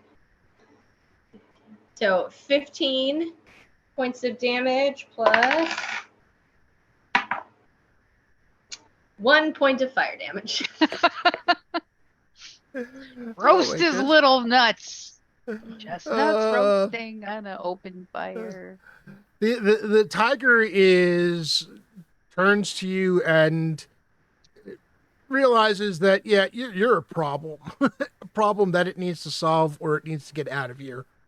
But can it see me? Yes, after you attacked it, the invisibility disappears. At least. So let's see. Ragnar. I say I'm still unobstructed from said tiger, or is there anyone in between me and it? Oh, you got even more room to operate now. Oh, good. I am throwing my dwarven thrower again. I am definitely going to enjoy this. Rolled a total of an 8. 24. Had to math. Mathing is hard. That's gonna hit. Okay. On my 2d8s. Did a total of 7 points of damage. 7 points of damage. Ooh, we're getting there. The tiger's looking a bit wobbly. Edward, you're pulling the lizard folk away. I'm what feet from the lizard? Yeah, you. I mean, you are 5 feet away from the tiger's mouth, which, well, maybe you'd be 5 feet from where the tiger's mouth was if it hadn't turned its attention to Uga. Oh, so its back is to me. Not its back, but its side. Right on. No, I'm gonna, I've got my hand axe, so I'm just gonna. I see the opportunity looks good. My guy the tiger is focused, and I feel like the tiger is weak, so I'm just gonna whip out my handy dandy hand axe and go and right where I saw the hammer of magical returning hit. I want to do the same thing. All right. I want to hit it right there in the weak spot, in the tenders. That's a D20 to hit, right? Yes. Ugh, 9 plus 5, 14. That is not going to do it. Okay, I guess that's all I can do, right? By the way, the lizard the lizard folk who's kind of was lying there at your feet realizes that you were actually not going to drag him to safety, starts kicking at the ground and dragging himself on his back to get away from the get himself away from the tiger. Max. Hey, am I within range to strike it now? Yes. Okay. Can I use both my attacks or just one? I'm dual wielding. I'm not sure how that works. All right, so dual wielding is it's -2, -4.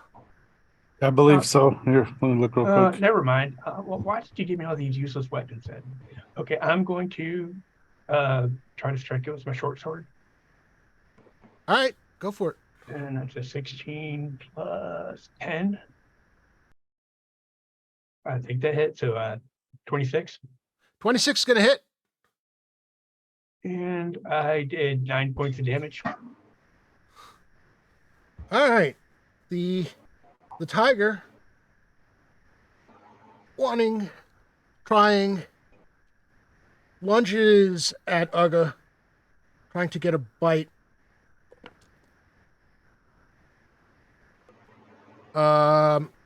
That is AC 21 on Uga. I think hit me? that hit. Yeah. AC 21 on Uga. Yes. I have to remind myself because I forgot that your fighter is like, you have armor. That might not work. Well, so wait. So is my under my sheet on the right side? It says plate mail +2. Is that already accounted for in my That's AC? already or is accounted that for in you. addition? Yep. Okay, then yes, it hits. Dang it. All right. In that case, the tiger bites.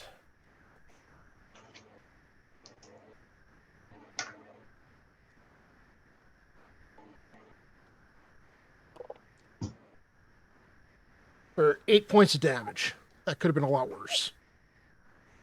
It could have been. And as it bites, you feel it bite in, and it almost, you feel the pain is more, instead of actually getting into your skin, it's more of your armor compressing onto you, rather painfully. And you feel the tiger kind of like holding onto you, and then slump as it succumbs to its wounds. Okay. So it's still holding on though as it slumps. You're able to extricate yourself from that situation. Off, beast. And she pushes it off. Thank you, Toriana. I saw you, I just saw your note. I knew it was bad. I didn't realize, I forgot it was that bad. So Yeah, it's bad. What's yeah, bad? You see the one lizard folk who's still standing, runs to the one that had gotten slashed by the tiger, and looks down, checks, and then just stands up and is looking at the two of you, or looking at Uga, and actually, Edvard is standing there. Looks at the rest of you, and Gressel, you see the lizard folk looks at you and starts backing up. Looking at who, me? Yes. And they start backing up, huh? I start walking towards them. Both of them back away from you as you approach.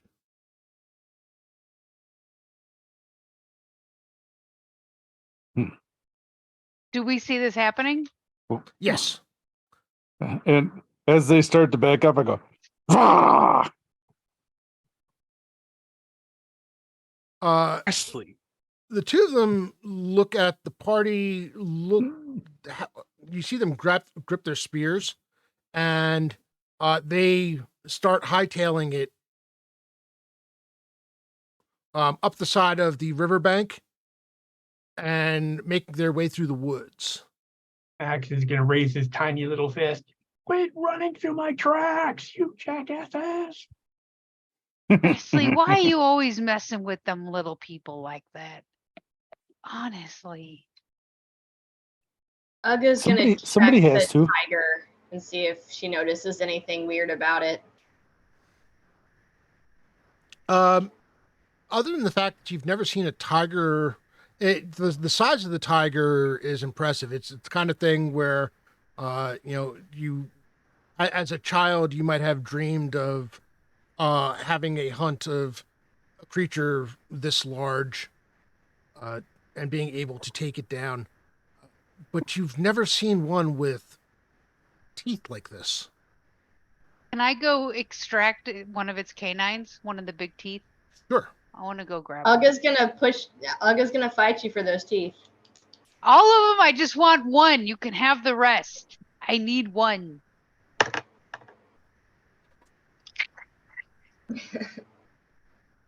Gotta get my knife, my hatchet. Ugga's trying to pull the rest of them out. It's like, need 2 for necklace. Ragnar, Okay. the tremors in the ground are, Uh-oh. you can feel them again. As Only- they're pulling their teeth out, I'm gonna say, guys, I may be losing my mind,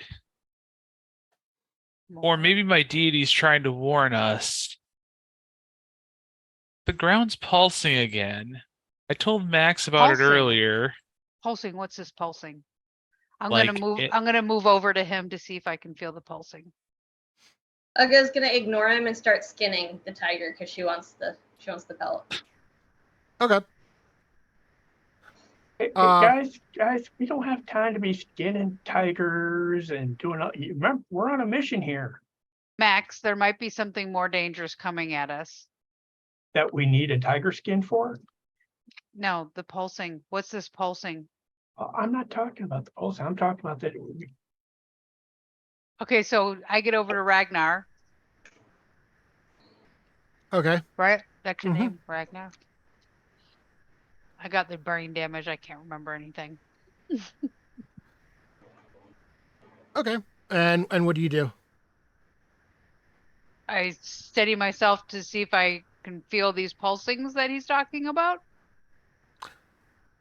Give me a wisdom check. Why, of course. By the way, Gressley, I need you to give me a wisdom check as well. 9, 10, 11, and I don't add my level. It's just For this, I want you to add your level. 18. What am I rolling? A wisdom roll? Yes. That is a total of 20 Oh. exactly.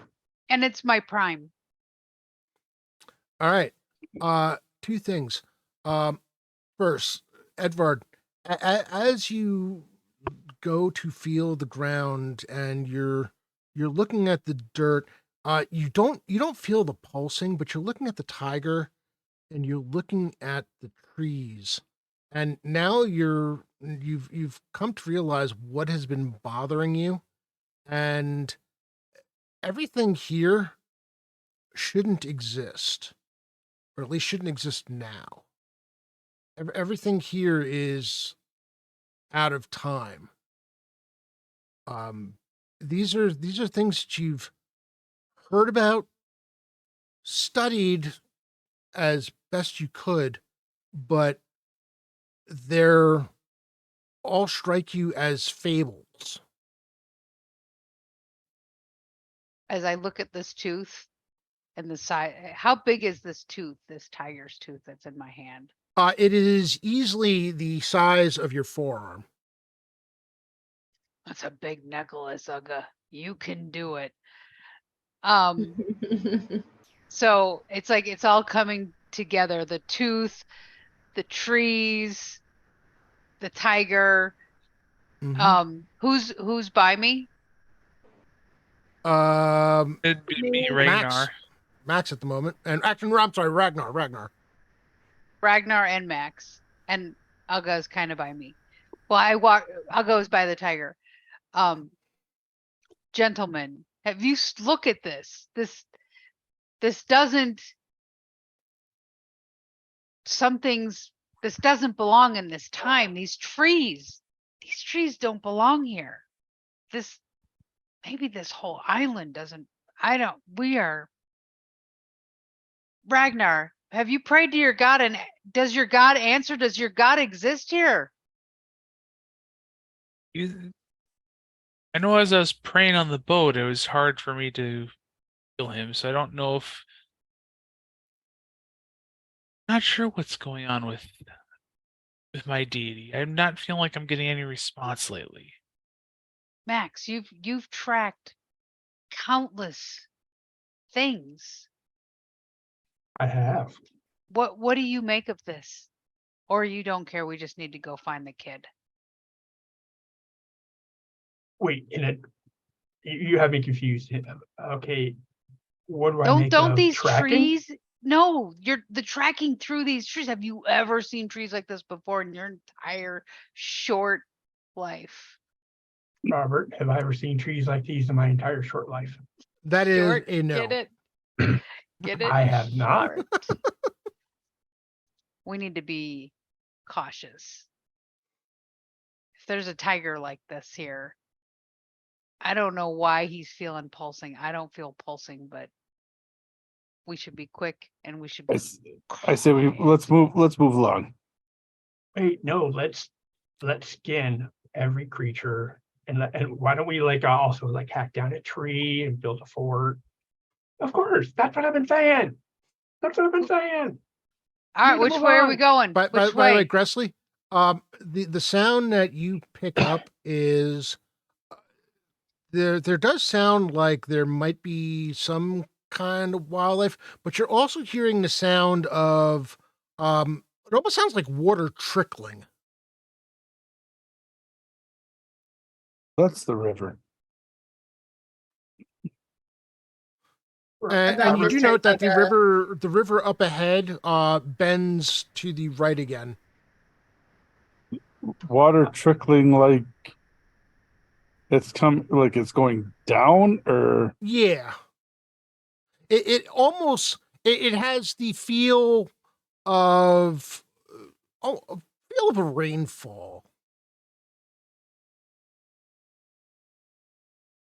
the raining. But like a light rain. Can we smell the rain in the air? Is it raining yet? If you ask Uga, maybe.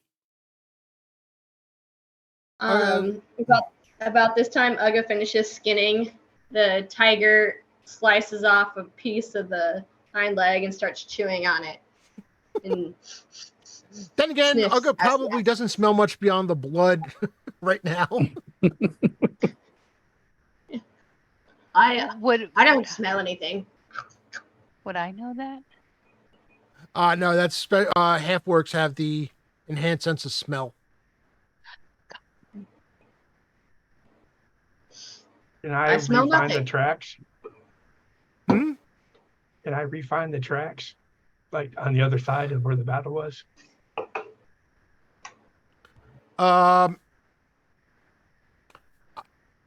Give me, let's see, let make a check for me. Write it out to cash. I rolled 18 total and +2 if I get that. All right. It takes you a bit, but you find tracks on the side of the riverbed, heading into the woods. But you note that they look like they're coming from the same direction that the river had turned from, or turns to. Okay, I'll pass that information along to my group. And which way did the lizard folks run? The lizard folks ran the opposite direction. Up They the ran hill. off to the left. Up the hill and to the left. Okay, so I'll continue following the tracks and try to be wary for any feline hiding in the woods. Ready All to right. pounce and eat me. As a Edvard little will, under his snack I breath, am. say, "Into the heart of danger. No more yelling." Uga will follow, chewing on the last little bits of her slice. Okay. Oh, As you follow the tracks, it isn't long before you find yourself looking at something of a cliff. It becomes apparent that the sound of the water that you were hearing is coming from a dam. A dam made of that appears to be blocking the river itself from up above, made of fallen trees.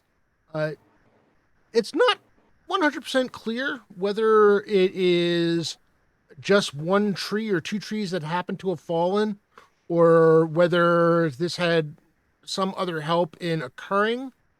But you see it trickling down below, forming the small stream that still sits at the base of the river. There are long vines going down the side of the cliff on either side of where the dammed area is. Okay. And that is where the tracks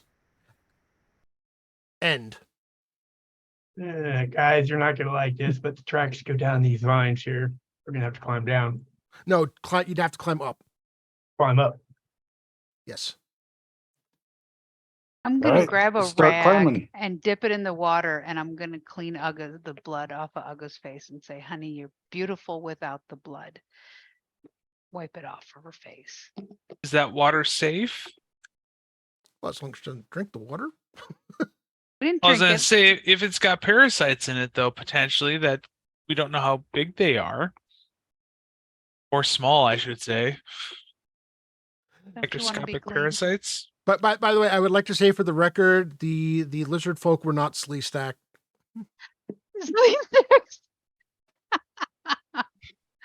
Well, we are in the land of the lost, clearly. Lost our minds. All right. Well, Edvard is just gonna start climbing. Let's go. Whoa. Let me go first. Well, Edvard. let's go, buddy. All right, deck check. Okay, so Everybody. well, me first. 11 plus. Oh, I got a good dex. 10, so 21. All right. Actually, I want you to make 2 dex checks for this. Is Okay. it his prime? Is Dex your prime? For him, Yes. it is, yes. And I got a 21 again. All right. 11s. I'm on fire. Quick question: are you each taking a vine, or are you going one at a time up the same vine? How many is there There's like a multiple. wall of vines? Yeah, I'm taking a there are vine. there are 3 vines on either side. If you wanted to. Yeah, there's no reason to do one. Tug on a vine, see if it Mhm. feels sturdy, and up I go. Okay. Yep. So give me your first dex check. 16. All And right. there's no modifiers, no adding level, or do No, we add our level? Add your level Oh. on your modifier. 23 and 8 and 15. 8, yeah, 8 and 7 is 15, right? I cannot do math with 7s. I have like this mental block. 16, yeah, it's 15. So what did I say? 21 and 15. All right. You successfully make it up. Gressley. Climbing up.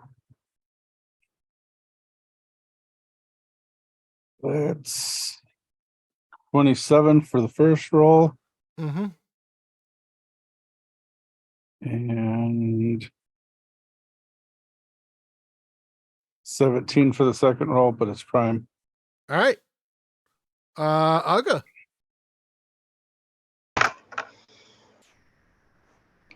All right, with my dex. 20. All right, and your second roll. Sorry, that one is on a corner. 16. All right. And Ragnar. Okay, first roll's a 25. All right. Second roll's not so good at a 15. And I'm assuming that is not a prime for you. Nope. I need you to roll a strength check for me. Don't fail. This is only rolled back. Womp womp. A nat 20. All right. My dice says yeah when I get it. You momentarily lose your footing and start sliding down, but you're able to grab hold of the vine and stop your descent. Make another dex check to try to climb back again. Red dice don't fail me again. 16. It failed me. 16 total. Yep. Did you hit your level? Yeah. Oh, wow. Okay. Ooh. Yeah, I'm gonna call it close enough. It's supposed to be a little tricky, but you let my 16 go. That's right. Was yours a prime for your dex? No. Okay. Yeah, you both are able to make it up. You're both experienced at this. Edvard's up there holding out his hand, helping these two slower people up to make sure that they make it over. You try and help me up, I'm gonna pull you down with me. So the little dwarf. On 4 foot 10 inches. As you scale and make your way over, up the hill, up the side of the cliff, and pull yourself onto the grassland beyond, your first view is of a city in the distance. It takes a moment to recognize it as such. You see the structures, however, they all appear to be bathed in various shades of green. The city, as it were, may very well be, well, definitely looks like it's abandoned, possibly a ruin, but it's kind of hard to tell because of all the vines and other fauna wrapping itself around. However, that is nothing compared to the large pool of water around which are gathered some of the largest creatures you have ever seen, possibly the largest creature you've ever seen in your life, with the exception of that one time where you all made the mistake of going whale hunting. They got a whale? Uggo did a great job. One of these dino? creatures is just simply massive. Its body alone, the midsection of it alone, would be taller than any building you've seen outside of the great city of Greyhawk itself. However, protruding from one end is a massive tail, the size of which would make a dragon jealous. At the other, a very long curved neck, rising to meet a head that goes kind of lizard-like straight forward. And you can see that there is what appears to be all kinds of green in its mouth. Nearby, there is various plant life, some of which seems to have been torn from the undergrowth. There are other creatures, some not quite as large as this one, but one stands on full. This one is on four long legs, or four massive legs. There is one that is shorter, closer to the ground, but reminds you of nothing else. Of you've seen an armadillo. This reminds you of a giant, massive armadillo, with the same the same type head as the first one, and a tail that just peeks past the back of its shell. They don't seem to be paying you any mind. One is Uga. content to eat the growth, the other is drinking water. Edvard is reaching out for Uga, sees her. No, hunt. No. Mission. Find boy. Find funny sword. Can't find funny sword if we're killing these walking whale things. Find Look funny. at it. I know. It would be the biggest challenge of my life. It would be an honor. Uga, after sword. After Uga, sword. today is not a good day to die. Yet. Oh no, Uga can. Who would die? Uga's got these. Don't get me wrong. Gotta find sword. Now, Hurry. Robert, I assume that Max is used to these guys having this discussion, so he's ignoring them and going back to looking for the tracks because he knows they're going to spend a couple minutes trying to calm her down. Mm-hmm. All right. Uga, you have more meat? Give me a check. Got What?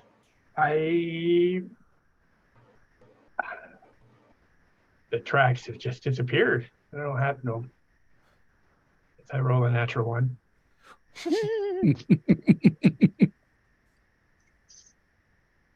Must have been a lot of rain up here or something. I can't explain it. Max, should we just go for this city? I could try to widen my search before we do that. Yeah.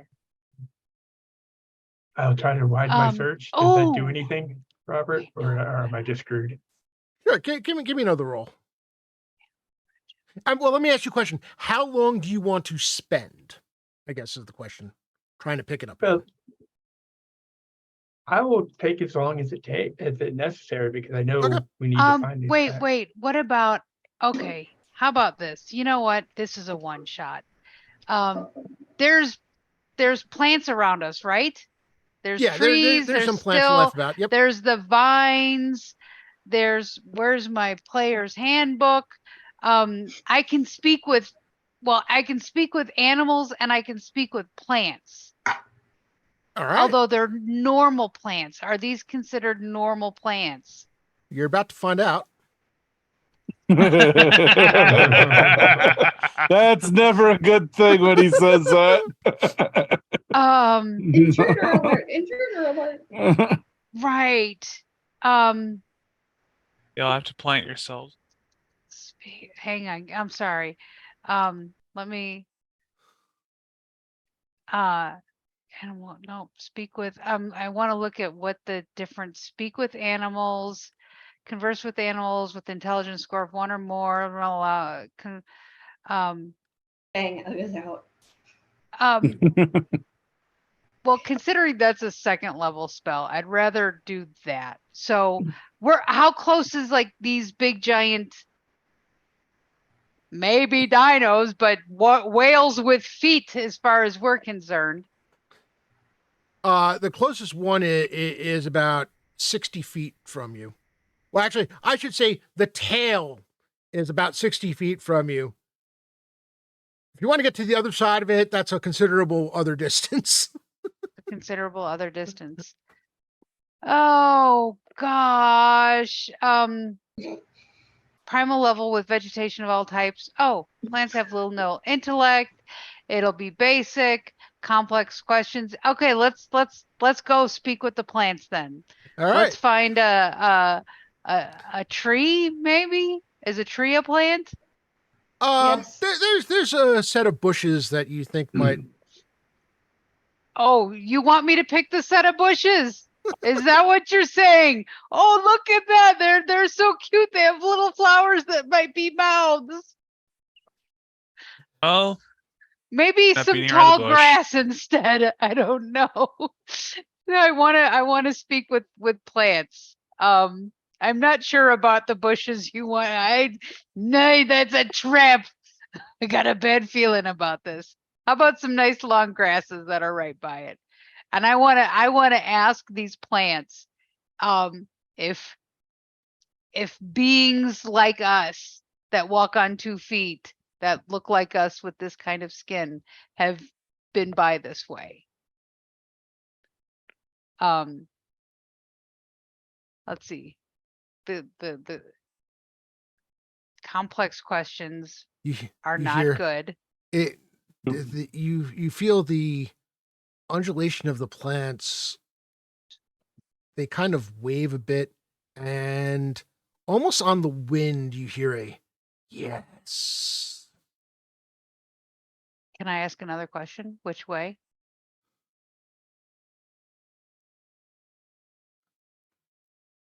Sure. Hey,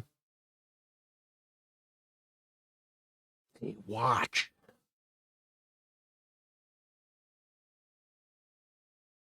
They watch.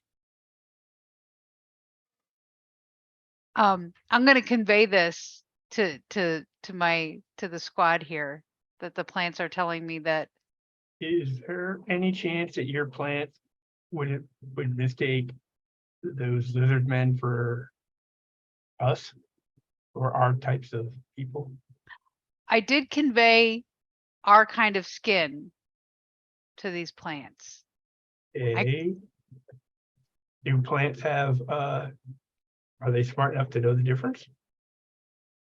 You're convinced that it understood the question. You have that feeling. It's a Okay. gut feeling that it understood the question.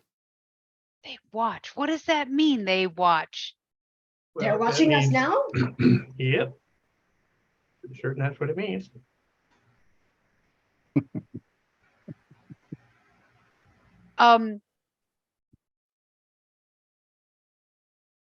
Which way? Which way? Which way? I was checking for tracks. You had me stop. I would have found. You say which way? You ask which way? To the plants. The living rocks, living trees. They're all around. Watch. They wait. Okay. Thank you. All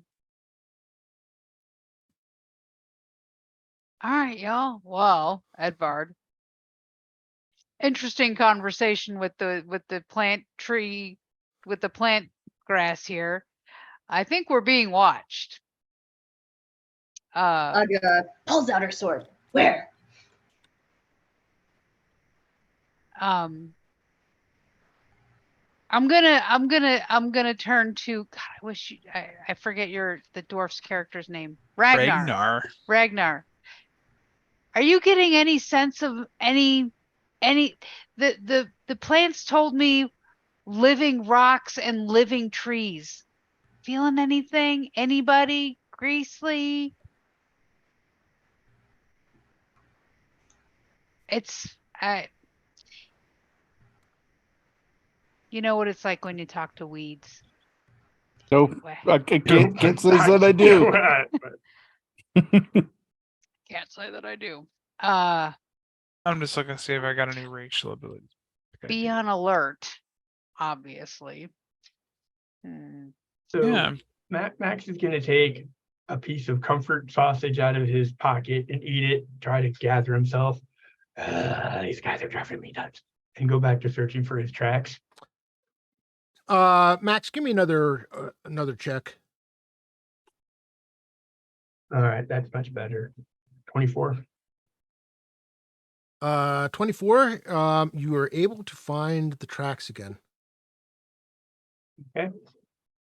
And are they leading towards or around the big Going giant up, creatures? they're going up a wall. They appear to be going. Well, they're going around the water source. Mhm. At the moment, you seem to be okay as the large creatures that are on the other side. Okay. And I will start heading in that direction. Yep. Max, you find something? The tracks. Let's go. All You right. found the traps. I did. I'll not follow him like directly, but at least keep a good 6 to 10 feet, keeping my eyes in the trees and looking for what the plants had mentioned: living rocks, living trees. Uga has her sword out and is following as well, looking around, trying to see where these things are watching from. All right. Max, Mhm. you figure from the cliff line towards the city, about halfway, you note that there are secondary and tertiary tracks, Ooh.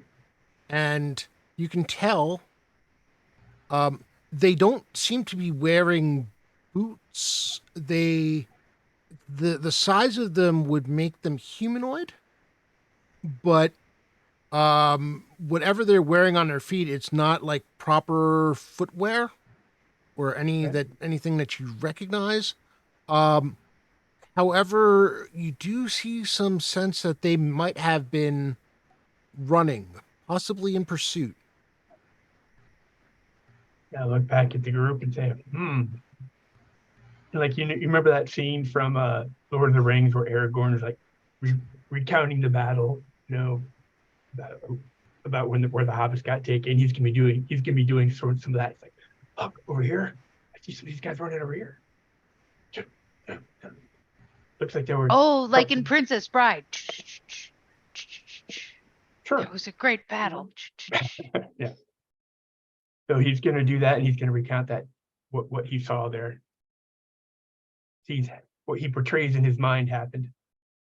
Max, there's tracks everywhere. Which way do we go? No, they're coming Anything? towards us, and there's three of them, three sets, and they're leading back.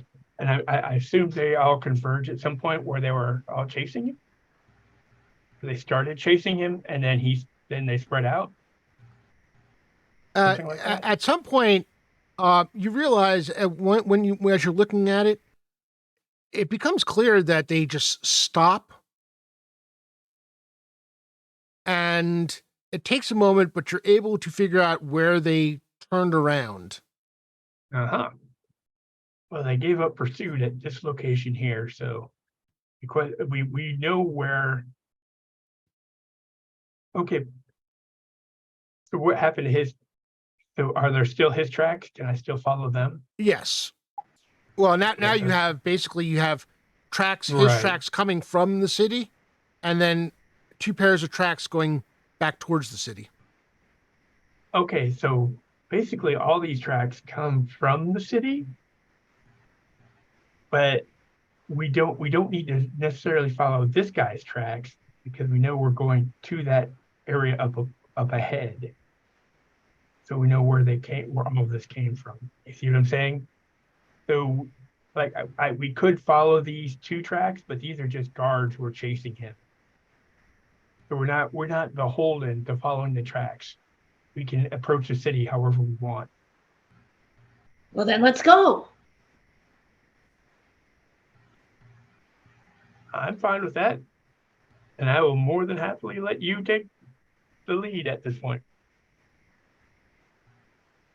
I don't want to get eaten by a dinosaur. Max, what's a dinosaur? What? Who said dinosaur? Max, we need you to lead the way. We need you to make sure we stay on the right tracks. There's so many tracks around here. This is like your thing. What I'm saying is we don't need that because we know all these tracks came from, and she points to that city ahead. They all came from there. They're all heading back. The guys who were chasing the guy who survived all came from there, both the guy and the guards. And then the guards turned around and went back to there. But I could follow him, but to the city. They went back to to the city. Yeah. Yeah. oh, let's head to the city. There's no point in arguing who should lead. Uga seems like she's ready to rock and roll. Yeah. Which rock and roll. Do you remember the last time Ugga led? I'm leading. Let's go. Max, you're with me. It may have been, hey, you may not have liked it, but it was absolutely hilarious. I mean, We got the Come job on. done. oh yeah. I'm Come on, very Aga. uncomfortable. Something is watching us. We need to do something. Hey, the last time she led, that alligator didn't stand a chance. All right, so we are walking Soon, towards the city. soon Yes. you start to feel the ground beneath your feet be a mix of grass, moss, and what appears to be old stone, possibly an old cobblestone. You find yourself passing beneath the remainder of a what must have been in some kind of archway.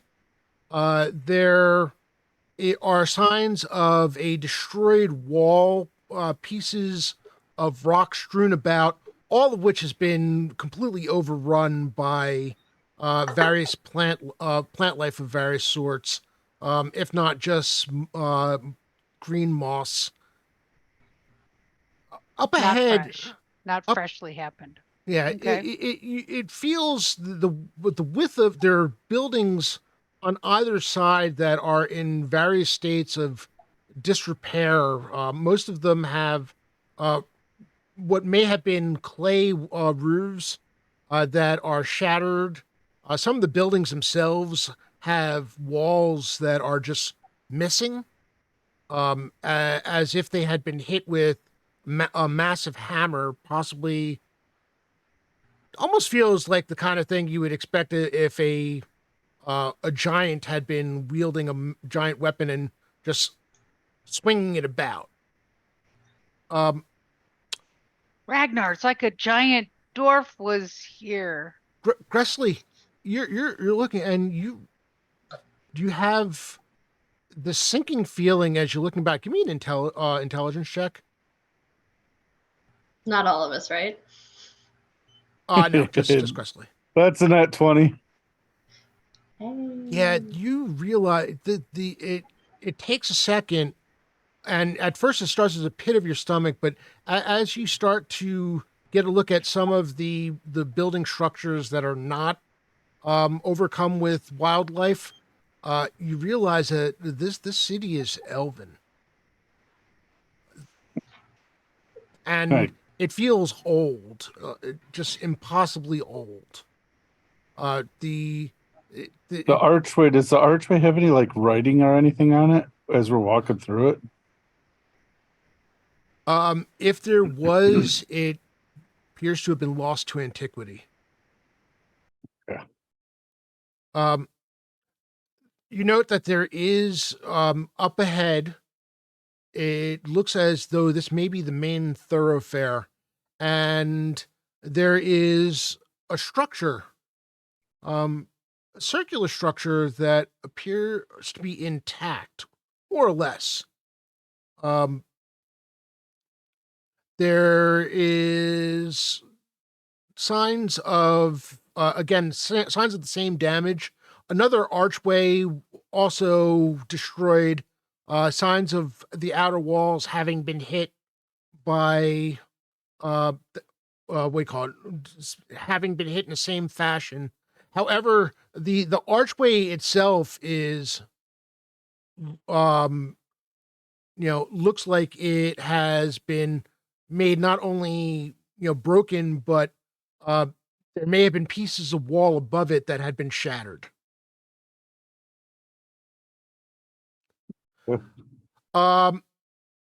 And that's when you start to hear the drums. It starts off as a low thumping that Gressley you hear first. No visible sign of who is making the sound, but it is echoing. It seems to be echoing through the shattered buildings, all from behind you. Oh, it's coming up from behind us? Yeah. Okay. I would say move forward. That drum sound is coming from behind. We need to move forward. don't- Someone taught those big creatures to play drums? What? I don't know, but I think it would be to our best bet to just go to that building ahead there. Check that out. Well, we better Let's, get moving then, because those big creatures can cover a lot of space real quick. well, drums, you don't know what drums are. Drums could be an army, could be, somebody just playing a drum. You don't know. So The I'd say lizard let's go folk for. band. I would say let's go to that building. Lead the way, Uga. Okay, you're in charge. So I will start heading towards that building. We will go to the drumming. As No, you, we're not going to the drumming. We're going away from the drumming. No, away. Follow Magic Man. Follow. But Let's go. but we need to get the sword. The sword will not be where there are no people. We go to the drumming. That's not necessarily true. Maybe As- he ran into that building. Treasure is not always carried with. Treasure is stored. as you run through the archway, you find yourself through a short hall, basically not a short hallway, almost like a short tunnel, maybe all of 20 to 30 feet in length. You note that the ceiling of the tunnel is some 30 feet high. And you find yourselves on the ground floor of an amphitheater. Oh, Ooh, dinner and a movie. wait, but we're the movie. I'm thinking we're the dinner. What's the movie? The drumming is getting louder. We're like on the floor, like On in the floor, like the you are on the floor. Yeah, you are on Coliseum. ground floor of the amphitheater. I got a bad feeling about this. Ragnar, This feels familiar. Uh-huh. Ragnar, Yes. the ground is shaking again, and it's getting closer, and it is also coming from behind you. I am definitely relaying this. As I'm looking around, do I see what's coming? Do I sense what's coming? Let's see. I'm just trying to think. Give sense. Gressley, give me a listen check. Yeah, I rolled a 19. From off in the distance, from the distance you came in amidst the sound of the drums, you hear a high-pitched roar and the unmistakable sound of stone being smashed. I'm gonna detect traps. I have that. I can detect traps. Snares and pits. I can detect snares and pits. Reveals natural or primitive traps. This feels pretty primitive where we So, are. as you go looking for traps and snares, you don't find any traps. However, you do find bones amidst the dirt of the amphitheater floor. As Humanoid bones? Do they look like? Oh yeah, they're definitely humanoid bones. Are they current or are they like lizard folk people bones? Or Current. both? They look like humanoid bones. And in this amphitheater, is there only one way in and that same way out, or is there anything? Oh yeah. Oh yeah. Well, yeah. Do I smell anything? Do I smell anything? Now that you mention it, yeah, you smell. There is the smell of the unwashed. There, you note, and as you sniff, you realize at the top of the amphitheater walls, what originally looked like just more vegetation. There's movement. There are figures moving to sit on the wall and you hear them chanting as the ground begins to tremble so that you can all hear it. Yeah, I cast Have spider you climb, guys- climb up the wall and sit next to him. Have you ever had battle games? Because this feels very familiar. Do you Battle see them games. watching? Uh, Do we Robert, do we Yes. see? go through the body, see if I can find the sword. See if maybe this is where our buddy Sure. lost his life. As you're doing that, again, the ground is crumbling to the point where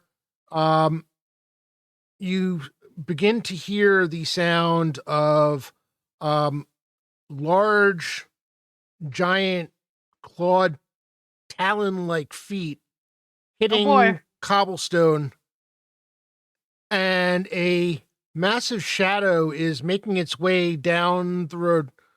Bipedal, massive haunched legs, the size of the massive creatures you had seen at the lake. This running onto a huge head, leaning Little forward tiny as arms. it starts to run in your direction. And as it's doing that, you hear the drumming getting louder and louder, and the chanting growing louder and louder as it approaches. What are they chanting? What's being chanted? Gressley, I need you to give me another intelligence check. Okay, because I wanted to use spider climb and climb up on the wall and sit up there with the crowd, start chanting, "You guys got this!" kick in. Oh, I rolled a 18. You rolled an 18 total? 18. What is listen? Plus 2 is 21. Oh, no. This Or is not 20. it's not a listen check. It's just intelligence check. Oh, it's intelligence? Oh, Yes. well, that's 18, 21, 28. It occurs to you that you're hearing, and it takes a second for the translation to come through. But they are chanting Utenza, Utenza, and you realize that the chanting is in an ancient dialect of Elvish, and Ooh. they are chanting for their god as it approaches. Their God as it approaches. Well, not the as it approaches. That's Oh. more. It's coming. Oh, Yeah. this But- this T-Rex Okay, Godzilla. So I hear that, but I cast spider climb and start walking up the wall and sit next to the crowd that's chanting, and I'm like, "Yeah, you guys got this! Woo, go!" Ugga's gonna tighten her grip on her sword. All right. As So that's going, I'm going to cast Bless on everyone, which it lasts for the next minute, gives everyone a +1 to hit and a +1 on all saving throws against fear. I'm just going to prep us. yeah, you know something. That's probably a good idea. All right, I'm going to need everyone to make a saving throw against versus fear. So Yes! that is going to be that's a good call there. So saving throw against fear is a charisma saving throw. Well, twice out Yes, die, add your so- charisma modifier, and I'm And so our sorry, level? Edvard. All right. I Oh, know. you. Yeah. Do I get So to add you're- my level? You add your level, yes. Okay. You add your so modifier and you add +1. I 'cause- okay. I rolled a 15 -1 +1 back to 15 +7, so 20. 20. 20? 23, 21. 22, 20, 15 +7. Okay. That's 22. Yeah, that's what I said. All right. I can't do sevens. I Gressley. can't do- Natural 20. All right. Max. Unfortunately for me, I rolled a 26, which means if I had run away, I might live. Now I'm screwed. Ragnar, I rolled a 21 total. 21 total. Is charisma a prime for you? Nope. All right. Uga. I got a 19 total, and it's not my prime either. But I have to take the puppy out so he doesn't have an accident in my office. So I will be right back. Okay, go for it. Uh, All right. So, we'll figure out where Uga is going to be. I'm assuming Uga is going to be probably more or less in front of the creature as it arrives. You see that its head smashes into the ceiling of the tunnel as it goes. Doesn't care. You hear its tail smack against the side walls. Doesn't seem to care. As it bursts into the area. The line of teeth, each of them bigger, more the size of a single person. Line of teeth, each of them bigger, more the size. And I can hear myself through somebody. Yeah, somebody. oh, it's Bridget's Uga. Oh, Yeah, it is. You need to mute her. Oh, it's.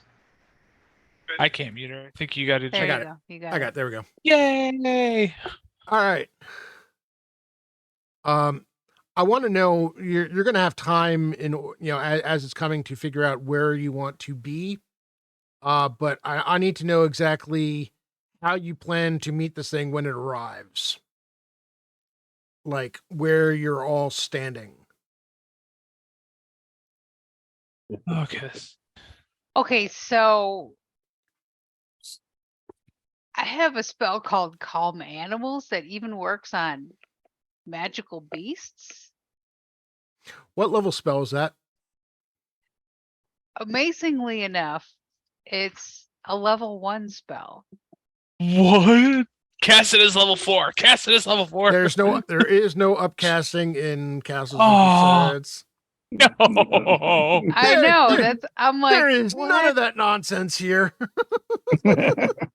Summon animals. I call shenanigans. The creatures must have low intelligence to be effective, and all targets must be the Boba, same I'd like to disagree with you there. The castle keeper is allowed to have some fun too. How big is this dome we're in? It's not a dome, it's an amphitheater. It's open. Oh, it's open? Okay. But how big is it? Ooh. Normal animals receive no saving throw, while trained dire animals, beasts, and magical beasts do. At its widest, it's about 120 feet or so from one side to the other. Okay. All right. So let's do this. First, Edvard, you're still got initiative. I still have initiative. Okay. I put those. All right, here we go. Come on. 5. Oh wait, I rolled the wrong die. No, I rolled I rolled a 6. I'm so used to how Blue Box does, how John does it. Sorry. My bad. 10. Holy cow, look at that. Right there. Got a big fat 0. Can't see it. Keeps going out. We're going first, kids. All right. I'm back. Yay. So, I'm sorry, Edvard, what'd you roll? I rolled a 10. I got a 0 on the 10-sided die. All right, so let's do this. As it bursts into the amphitheater ground, where is everybody standing in relation to it? I'm sitting on the wall up top with all the spectators. Yeah, we're going to get to that in a second.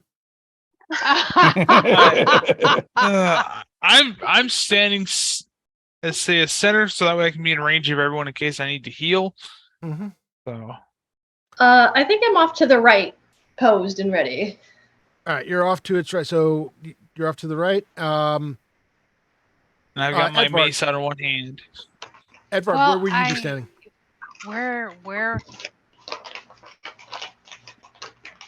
I guess the left.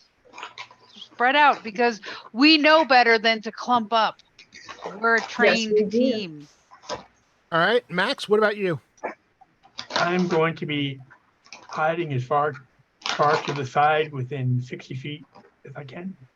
All right. Trying to make myself. Is it possible for me to climb this wall? I have a scale ability. Yeah, you can go ahead and climb the wall if you want.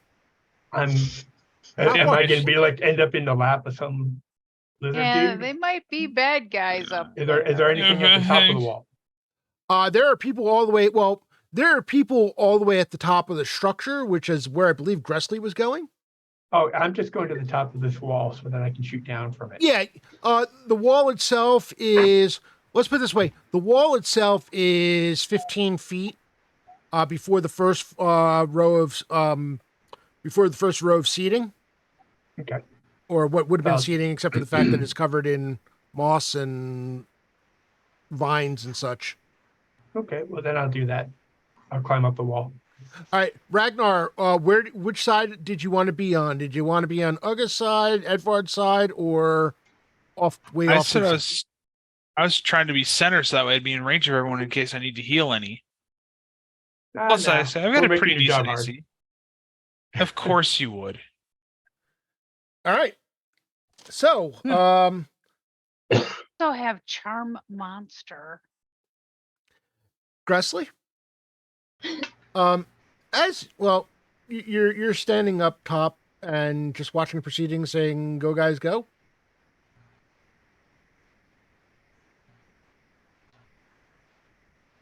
Yeah, I'm up there. I'm up there chanting, yeah, go, woo! By the way, you realize that you've climbed up there, tried to take a seat amongst elves who have covered themselves in garments that look to have flowers and leaves and other things sewn into them. And they're all looking at you. All right, Max, let's start with you. I will shoot my mighty short bow at it. Mm-hmm.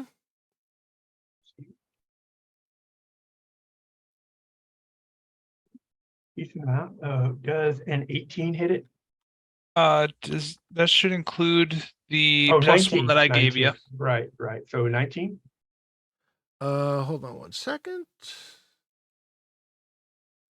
19. A 19 will hit it, yes. Oh wow. Hey. Ooh, take 4 So points much of for damage. calming it.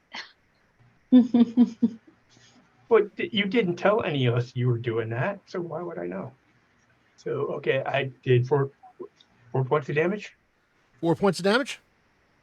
Yep. All right. Is it dead? It doesn't even seem to Is he register. dead? Oh, that's great. I love it. It doesn't even seem to register the fact that it's been hit. Rude. Ragnar. I am gonna throw my hammer at it. And by the way, does this thing count as a giant, being at its No. size that you described? It's huge, but a giant is a specific thing. Okay, because so this has had giants as lowercase, not uppercase. I thought it was gonna be the physical size of the Yeah, creature, no. not the type. Okay, well, I'm gonna throw my magical, hammer at it.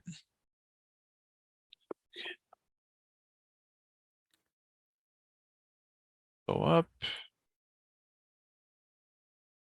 12. 21.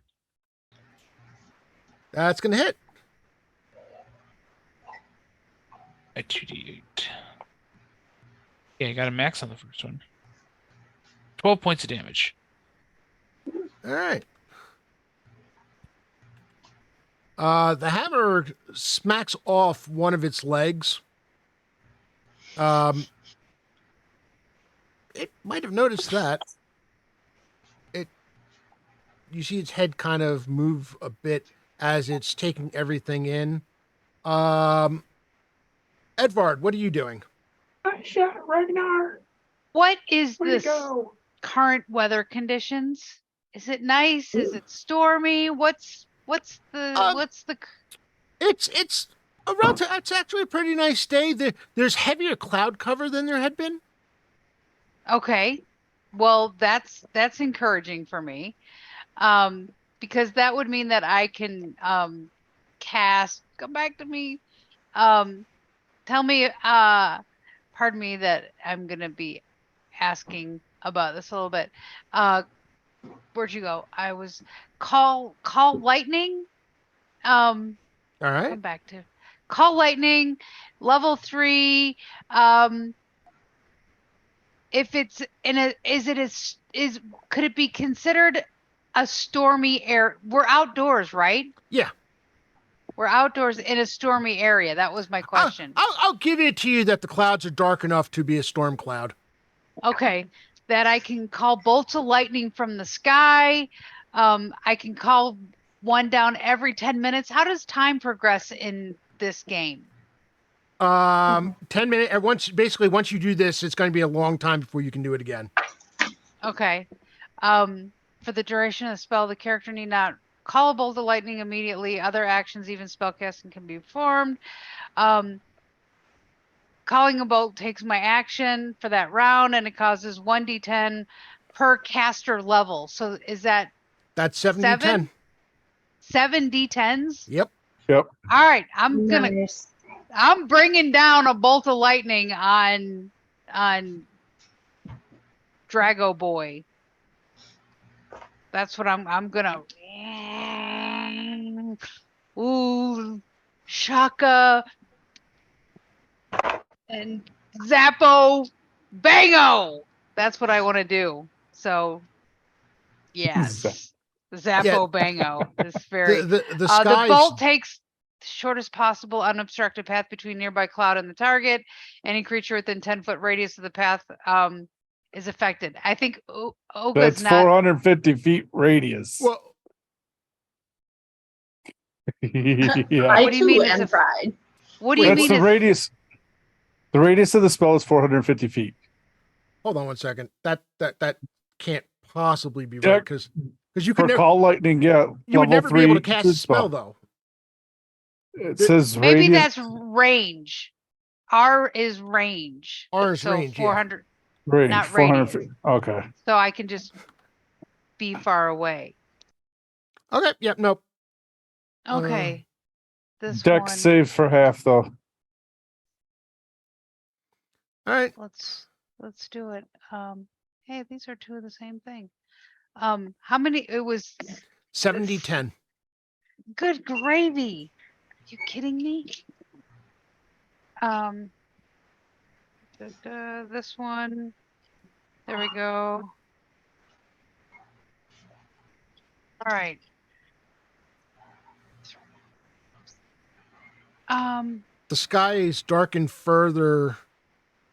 There is light amongst the dark clouds, and suddenly a bolt streaks down, hitting the 4, 17, giant lizard 1, 18, 19, 20, 21, 22. of thunderous size. What did I say? 22 Yep. and 18. Is 40. 24. 24. 24 points of damage. Wait, what did I say the first set was? You said no, wait. you 20. said 22 and 18, which adds up to 40. And Right. 6. 46. Thank you. Math. Dex Level save for I'm a half. computer scientist. I don't do math. I use computers for that crap. So 46, Okay. you said? Yeah, All right. and that's a Does it level notice 3. that one? Oh, it noticed that one. Now the question is, what does it notice more? Uga, you're up. I'm not doing that much damage. I'm gonna swing my flaming sword at it.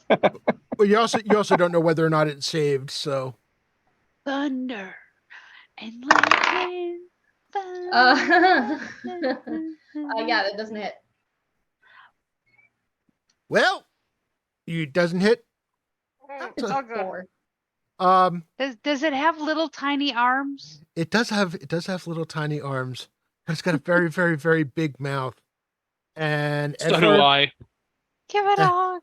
and Edward, it's got its eyes on you.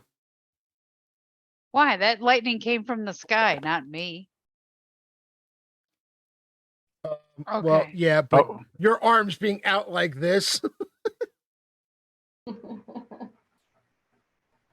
how Yeah. intelligent is this creature? Yeah, AC 31. AC Bye. 30. Yeah, that definitely hits.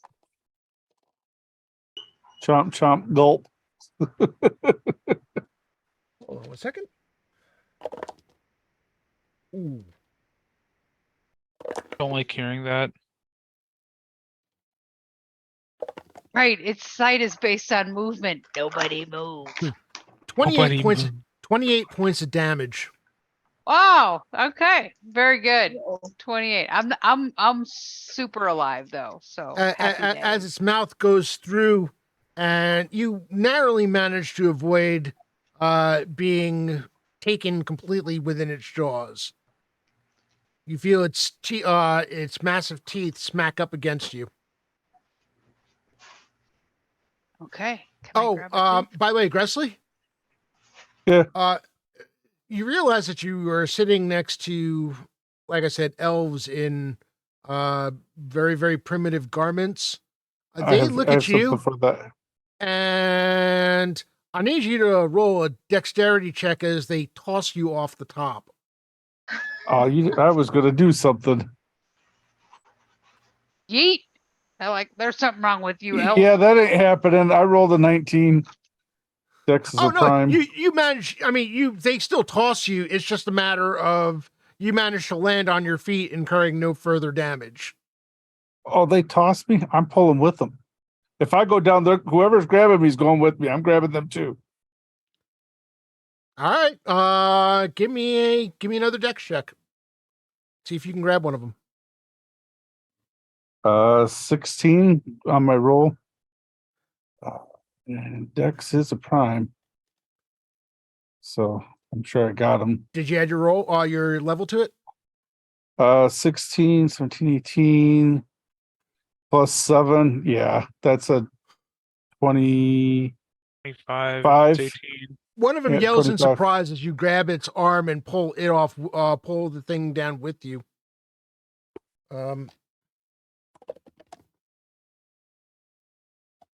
It lands on its feet, glares at you, and it is not happy. The elf is not happy. We are not impressed. All right, Edvard, you are still in it's- control of the initiative die. Oh my gosh. Seriously. Okay. Here we go. Ooh, 5. Castle Keeper's got a 4. Why can't I win initiative? I just want to win initiative. Just once. Go Bean. I want Okay. I wanted to have a shot at. That's why. At All right. killing us all, eating us. Well, We don't have 100 people. This can't be a TPK. No. Destroyer of dreams. Uh, We're halfway. We have 51. all right. Gressley, what do you want to do? The elf next to you is looking very aggressive. Start walking back up the wall. Must better climb last 2 rounds per level. Bye. As I go back up the wall. I swear we need to kick this guy out of our squad. Oh my goodness. Hey, Yeah, I'm again. bringing more people down for it to chew on. Right. Uh-huh. Assuming they don't want to tackle us. Max, go for it.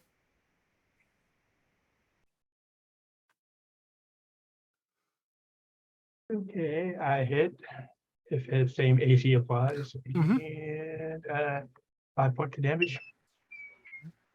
All right. Is it dead? Is it dead? No. Well, it might have after the lightning strike. I might have gotten that last blow. All right. Ragnar. I still have my hammer out. Hey guys, this is kind of fun to do. As I say that, I throw the hammer. I rolled a nat 20. About Nice. time with that dice. Okay, so this is the one where it does 2d8 worth of damage. So it's So how does your roll? Wait, your hammer's When 2d8?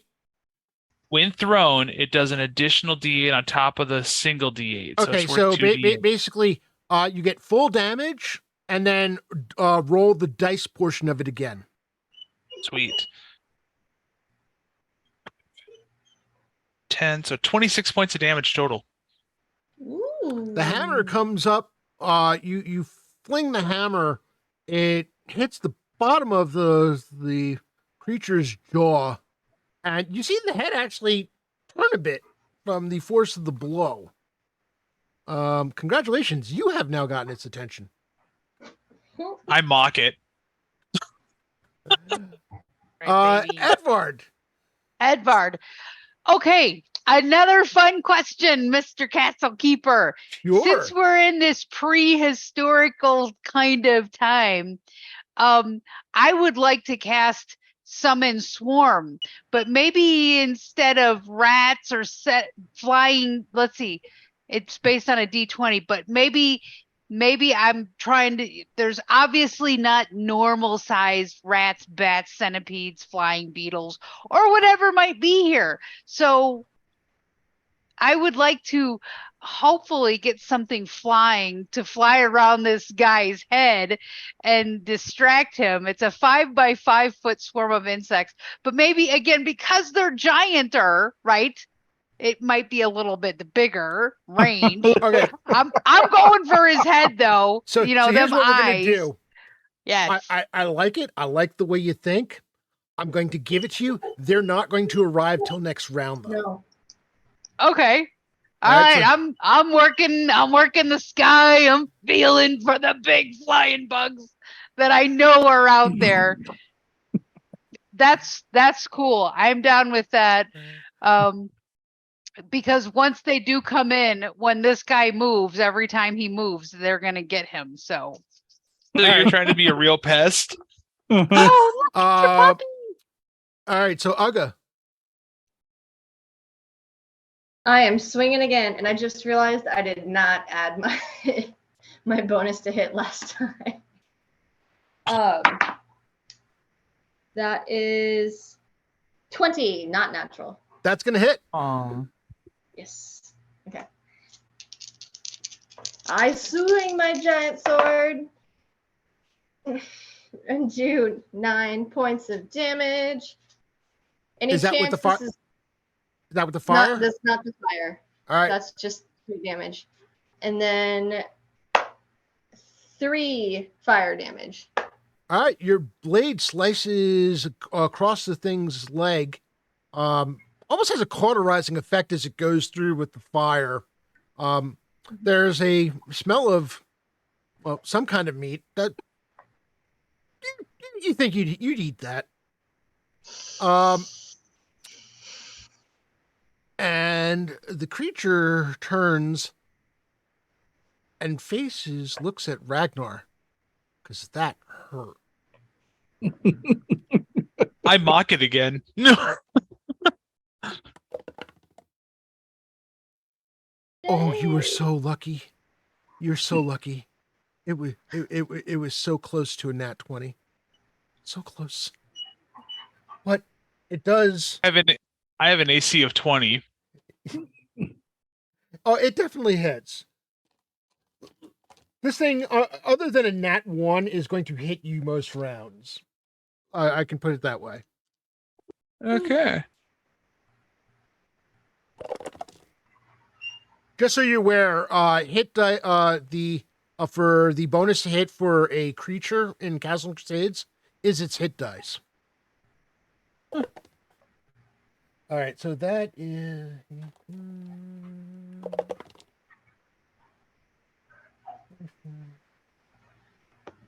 26 points of damage. Okay.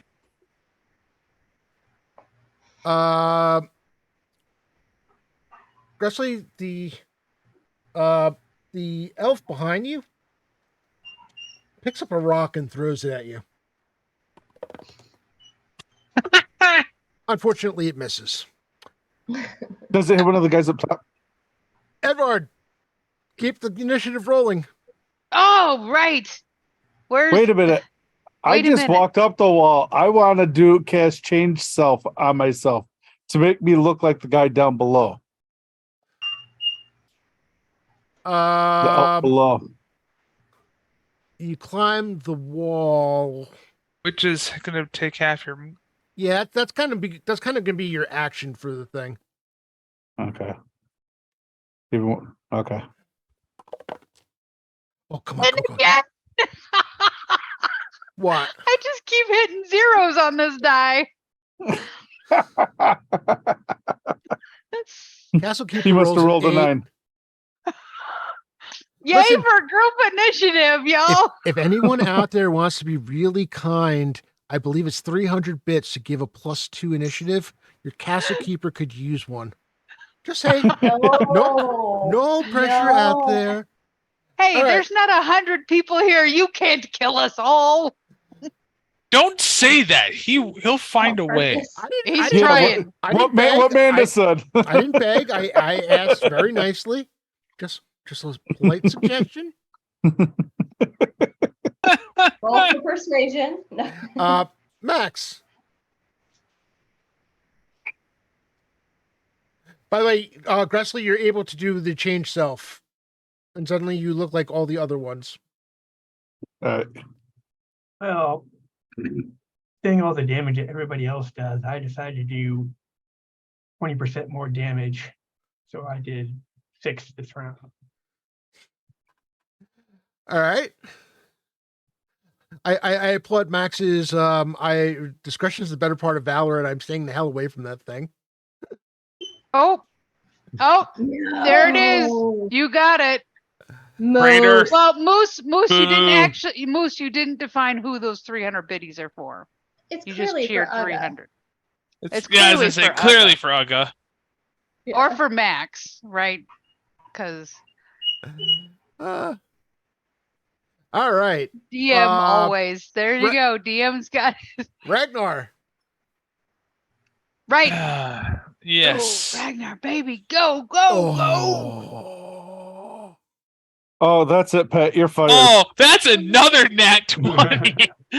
I've got all 3 of my dice are hot right now. Yes. Pet.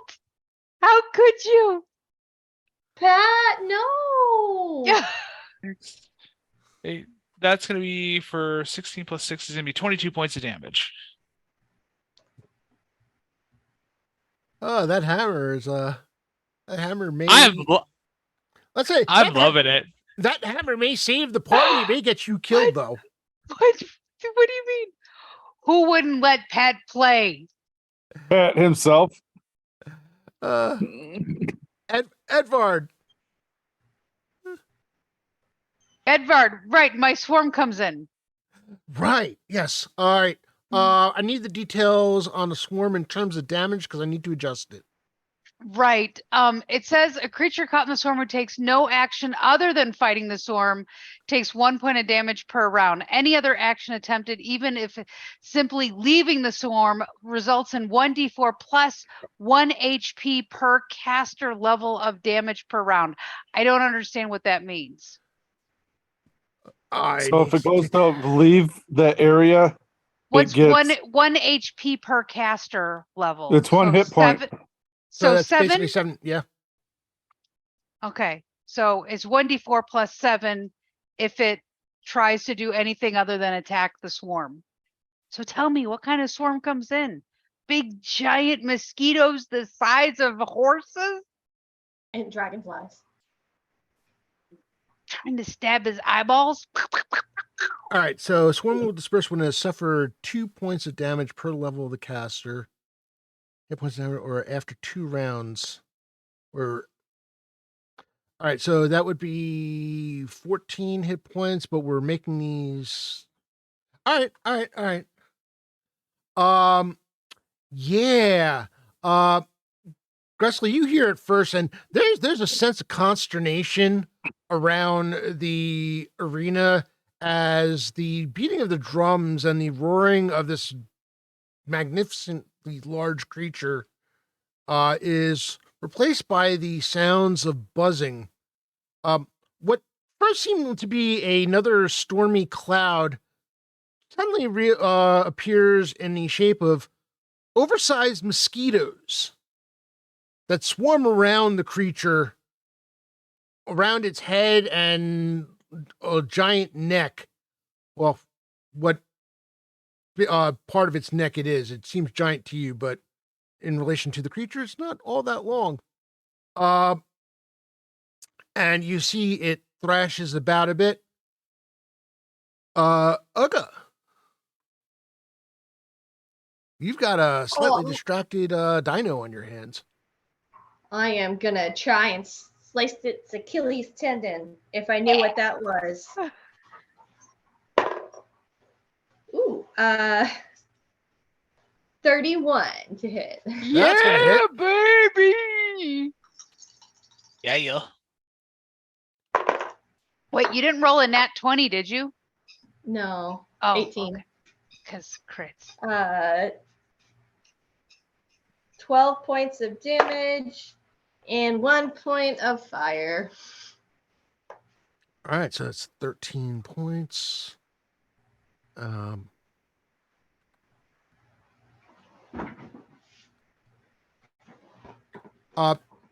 The drumming, you hear the drumming go down to a lull.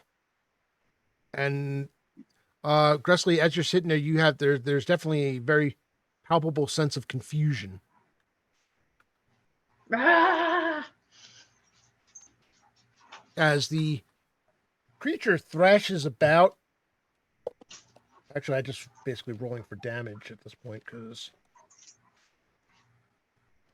you see its mouth open as wide as it can, and there is all kinds of splatter as it gnashes its teeth at these giant insects.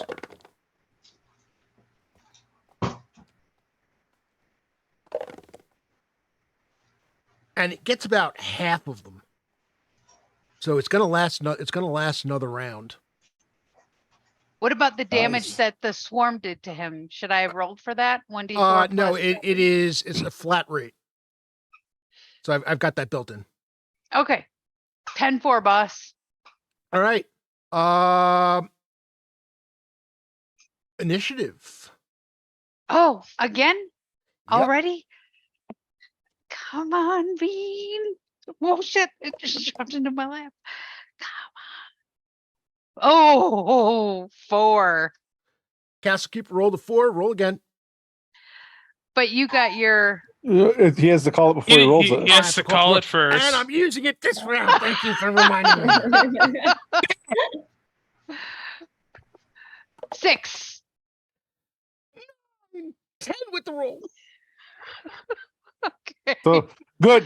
He used one and didn't need it, man. To make sure you get rid of that one. That's right. That's all right.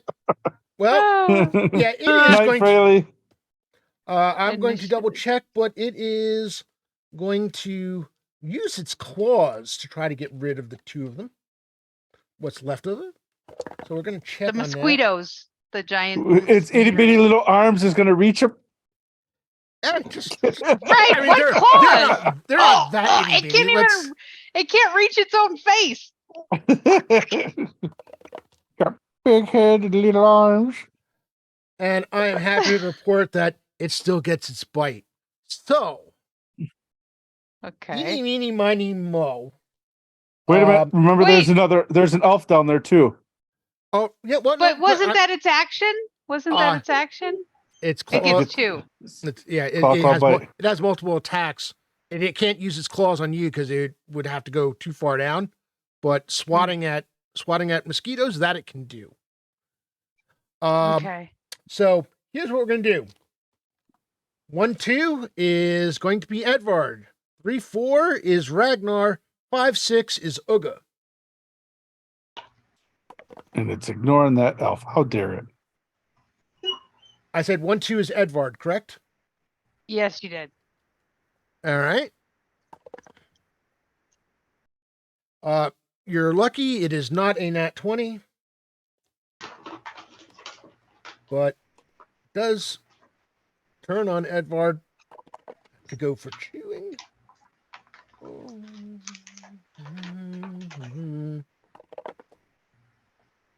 27 points of damage. Oh my god. Yep, that's that puts me down on the ground. 27, and so I am at -3. All right. So it takes Edvard between its teeth and gets a chomp off. Basically flings Edvard to the side. Which side, left or right? To I the was on opposite the side from left. where you are.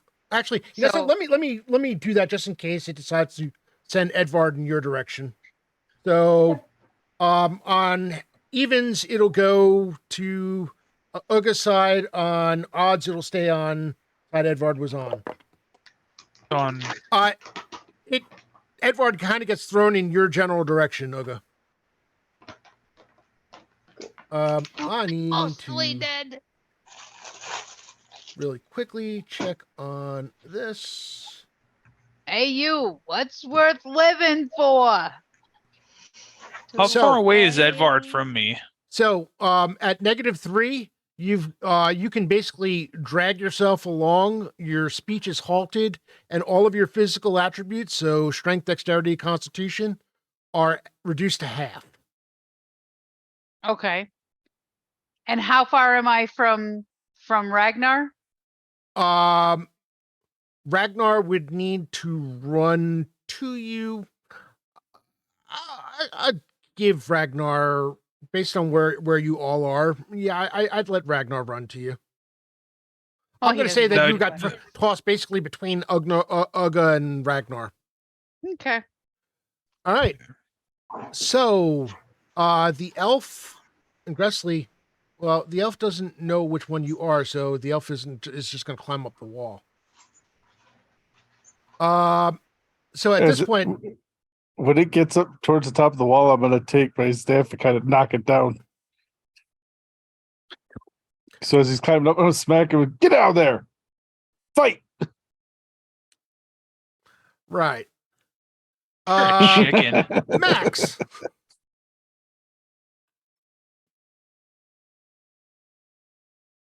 Five more points of damage. All right. That's starting to add up.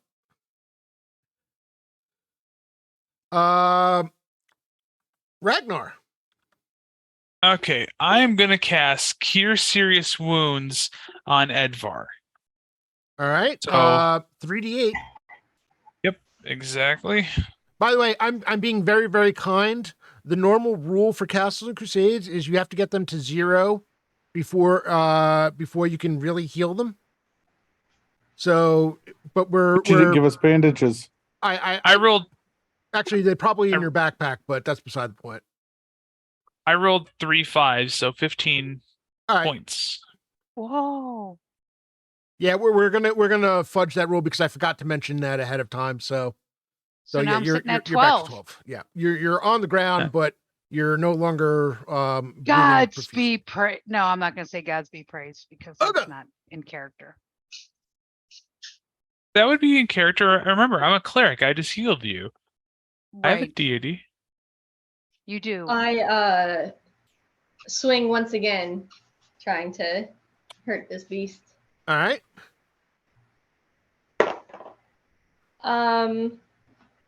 That is 29 to hit. 29's gonna hit. Yep. Awesome. Do it. Yes. That's my- 17 points of damage and 6 fire. 23 points of damage. Ooh, your blade cuts deep in the section that you've been hitting. It cuts deeper and deeper, and you see the creature stumbling as it tries to stay on 2 legs. This may be very, very, very important initiative. Hey, And it's And- not me, somebody else who rolls. Ragnar. Hey, Robert, Oh, can I hey. yell out something? Sure, go ahead. Nope. I'm actually gonna yell. I think I've almost killed it. You guys just gotta hold out for another round. I rolled an 8. Come on. Don't fail me now. You could Castle have Keeper rolls a used 7. you could have used a bonus, just saying. You have like 3. You had 2 more. Wait, Oh no. do I? He Huh? gave me no. Those are to hit. Those are. Yeah. Oh, Yeah, they're not for initiative. from Pat Draws? Yeah. All right. So let's see. Max, since you've been slow and steady, go ahead. I only did 4 hit points this time. Only 4. Hey, listen, I you've only been do whittling. 1d6. Okay, You've been whittling away at the thing. And yeah, you see again, it's starting to add up. It's stumbling a bit. Edvard, what do you do? Edvard is going to stand up and dust himself off, and he's going to make this motion with his hands of this grasping. He's looking at this beast, and he's going to yell out, "Stay right there!" and cast Hold Animal on him. It holds a single animal rigidly in place. It is aware and breathes normally, but cannot take any physical action. It can, however, execute purely mental actions. There's a saving throw for this, I presume. It's in here it says SV Wisdom negates. Is that what Okay. that means? Yeah. Yep, So yes. so for it'd be basically it's meaning this is a mental. Now on my luck. Well, actually, I've got +1s I'm going to use. So just to try to make sure of that.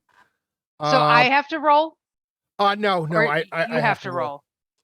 You have to roll against my wisdom. No. I have to roll against basically because you're level 7, it becomes a challenge level 7. So this is going to be a mental attack, so it's not a prime. So I have to roll 25, but I've got the HD of the creature. Yeah, no, I'm going to use all +3, so I just got to roll a 4 or better. Oh my god. Well, I've got him to flesh out all of his advantages. I'm really glad I did that because I rolled a 10. Okay, so he's right. not held. You see it stop for a second and then shakes it off.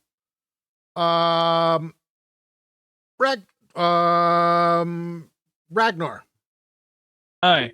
Is Edvard within about 30 feet of me? Where I can take 10 feet of movement?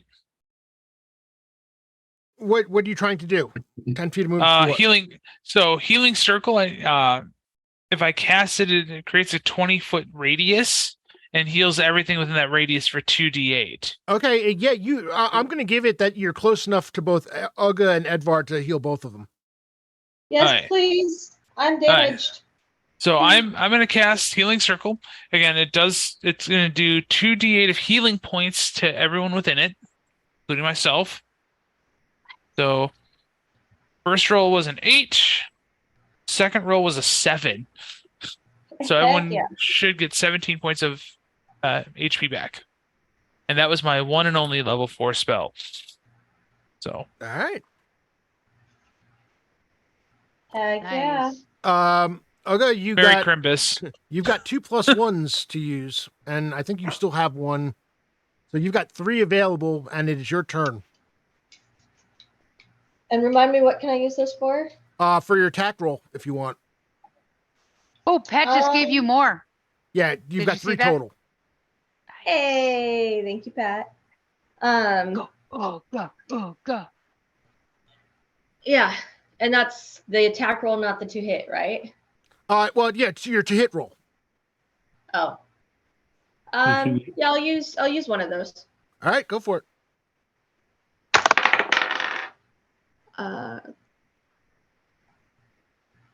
28 to hit. That's gonna hit.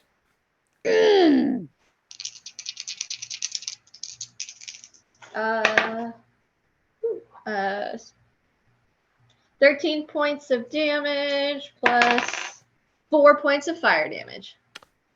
Uga, what does it look like? Yeah! Uh, That's my girl! So, having swung at the side earlier, she's going to continue the arc of her swing up towards the front part of the creature that may or may not be a dinosaur, and slice up, trying to like have its entrails fall out as far up as she can reach from her short spot. Epic. The sword cuts through, finding a soft spot, pulling down as Uga slices downward to bring the blade. Guts and ichor start spilling forth, and Uga just happily bathes in it. And then deftly I don't think sidesteps I as have the a thing big enough Kleenex for this. starts stumbling forward and falls to the ground, and thankfully none of you are still standing in front of it. Gressley, you turn to your right, and you turn to your left, and you realize that you're all alone up there. Aw. Boo. Poor sports. I knew you guys could do it. I take it, throw my hammer at Gressley just for being an idiot. Has 10 minutes elapsed of time? Can I strike him with lightning? Gressley, I warned you, if you chickened out of battle again. I didn't chicken out of battle. Surprisingly, only about 45 seconds has elapsed according to my little counter. I love it. I didn't chicken out of no battle. I fought a guy, threw him down. By the way, Max, as you climb down from the from where you were perched, your feet, you feel something clank beneath your feet, and you find yourself staring at an ornate scabbard with a even more ornate pommel sticking out of it. He finds the sword. I will take the sword. Uga will take it from you. I had to give Max something since he was sitting there plucking away at it with arrows. But what type of sword is it? Just out of curiosity. It's the sword. Is it the sword? The sword. It's a the broadsword. It's a broadsword. You see, it's probably at least masterwork. It's very, very fine craftsmanship. Beyond that, you can tell that the engraving on the pommel bears the same insignia that you saw on the sails of the ships, to signify that it is the family blade. And with that, because we are over time, and I want to make sure that everyone gets to participate in the giveaway, I want to thank my wonderful players for joining me this evening. I want to thank all of the Mad Chatters, the Raiders from Troller Games, and those of you who are joining us for the first time. We here at Blue Box have one question we like to ask, and that is, if you've been enjoying the content that you've been watching, but you have not yet followed. What? Or you've been following for a while, but have not yet subscribed. And if you have an Amazon Prime subscription, you get one free subscription a month. So why not us? Or you have subscribed, but subscription has lapsed. No. Or worst of all, you've been here enjoying this content, but you have not yet joined our Discord. We do have to ask you this one important question. What are you doing? Give us a follow, give us a sub, join the Discord. We have all kinds of great things going on through the week, both here and in Discord. Lots of fine role play. We have Lore Master Arcanum tomorrow evening. Friday Night Crusades is off this week because I will be on a road trip. So that will be. What join us are you next week. doing? Oh, I know, right? But Sunday is the mega stream. Both Sunday, Tears of yeah, Air Sunday and we Fall have Over at Dawn. The return of Tears of Air, I believe, on Sunday, followed by Yep. the Fall of Red Dawn. So Sunday, it's a all-day gaming extravaganza here on Blue Box. Let us go to the. We have 2 more of the giveaways. So it's basically your last chance. Hashtag Blue Box RPG to enter the giveaway for the Troll Lord Games $10 gift certificates. And so for the next one, the next winner is Necromantic necromantic! DM. Yeah. I'm pretty sure that Mike is still watching the stream. Yeah. Because if Sorry. he wasn't, there you I'm go. pretty sure Amanda Great. just kicked him to say watch the stream. And finally, for the last one, Antiquitous, who I know just was in chat 5 seconds ago. Well, maybe not 5 seconds ago, Nice. but watching in Rats, chat everybody. in anticipation of a potential TPK. Sorry right. to disappoint. So with that being said, let us figure out who we are going to raid. Guild Superior's on. Guild Superior is on. Oh, that's right. Yes. I think it is Tuesday night, so we are raiding Guild Superior. Right on. Please hang out for the raid. Get those what do you call it? Get those raid emotes ready. And with that, I am going to send us off to the stream ending. I set it up. I want to use it. It's purple. It's purple. Yes. It's purple. Once again, thank So you what did everyone we- for raiding. Did we joining fight with us. Godzilla or just a T-Rex? It was a T-Rex. I would have hit you with lightning if there's Right. the fusion Godzilla. bomb thing. I thought about it and I was like, no, the T-Rex, there's a chance that a T-Rex will wipe you. Godzilla would, yeah. Definitely. If it worked for Max, we would have never done it. Here we go. I gotta get going. Rating in Let's 3, go. 2, 1. Bye now. Bye. Bye. And we are Thank out. you for such a fun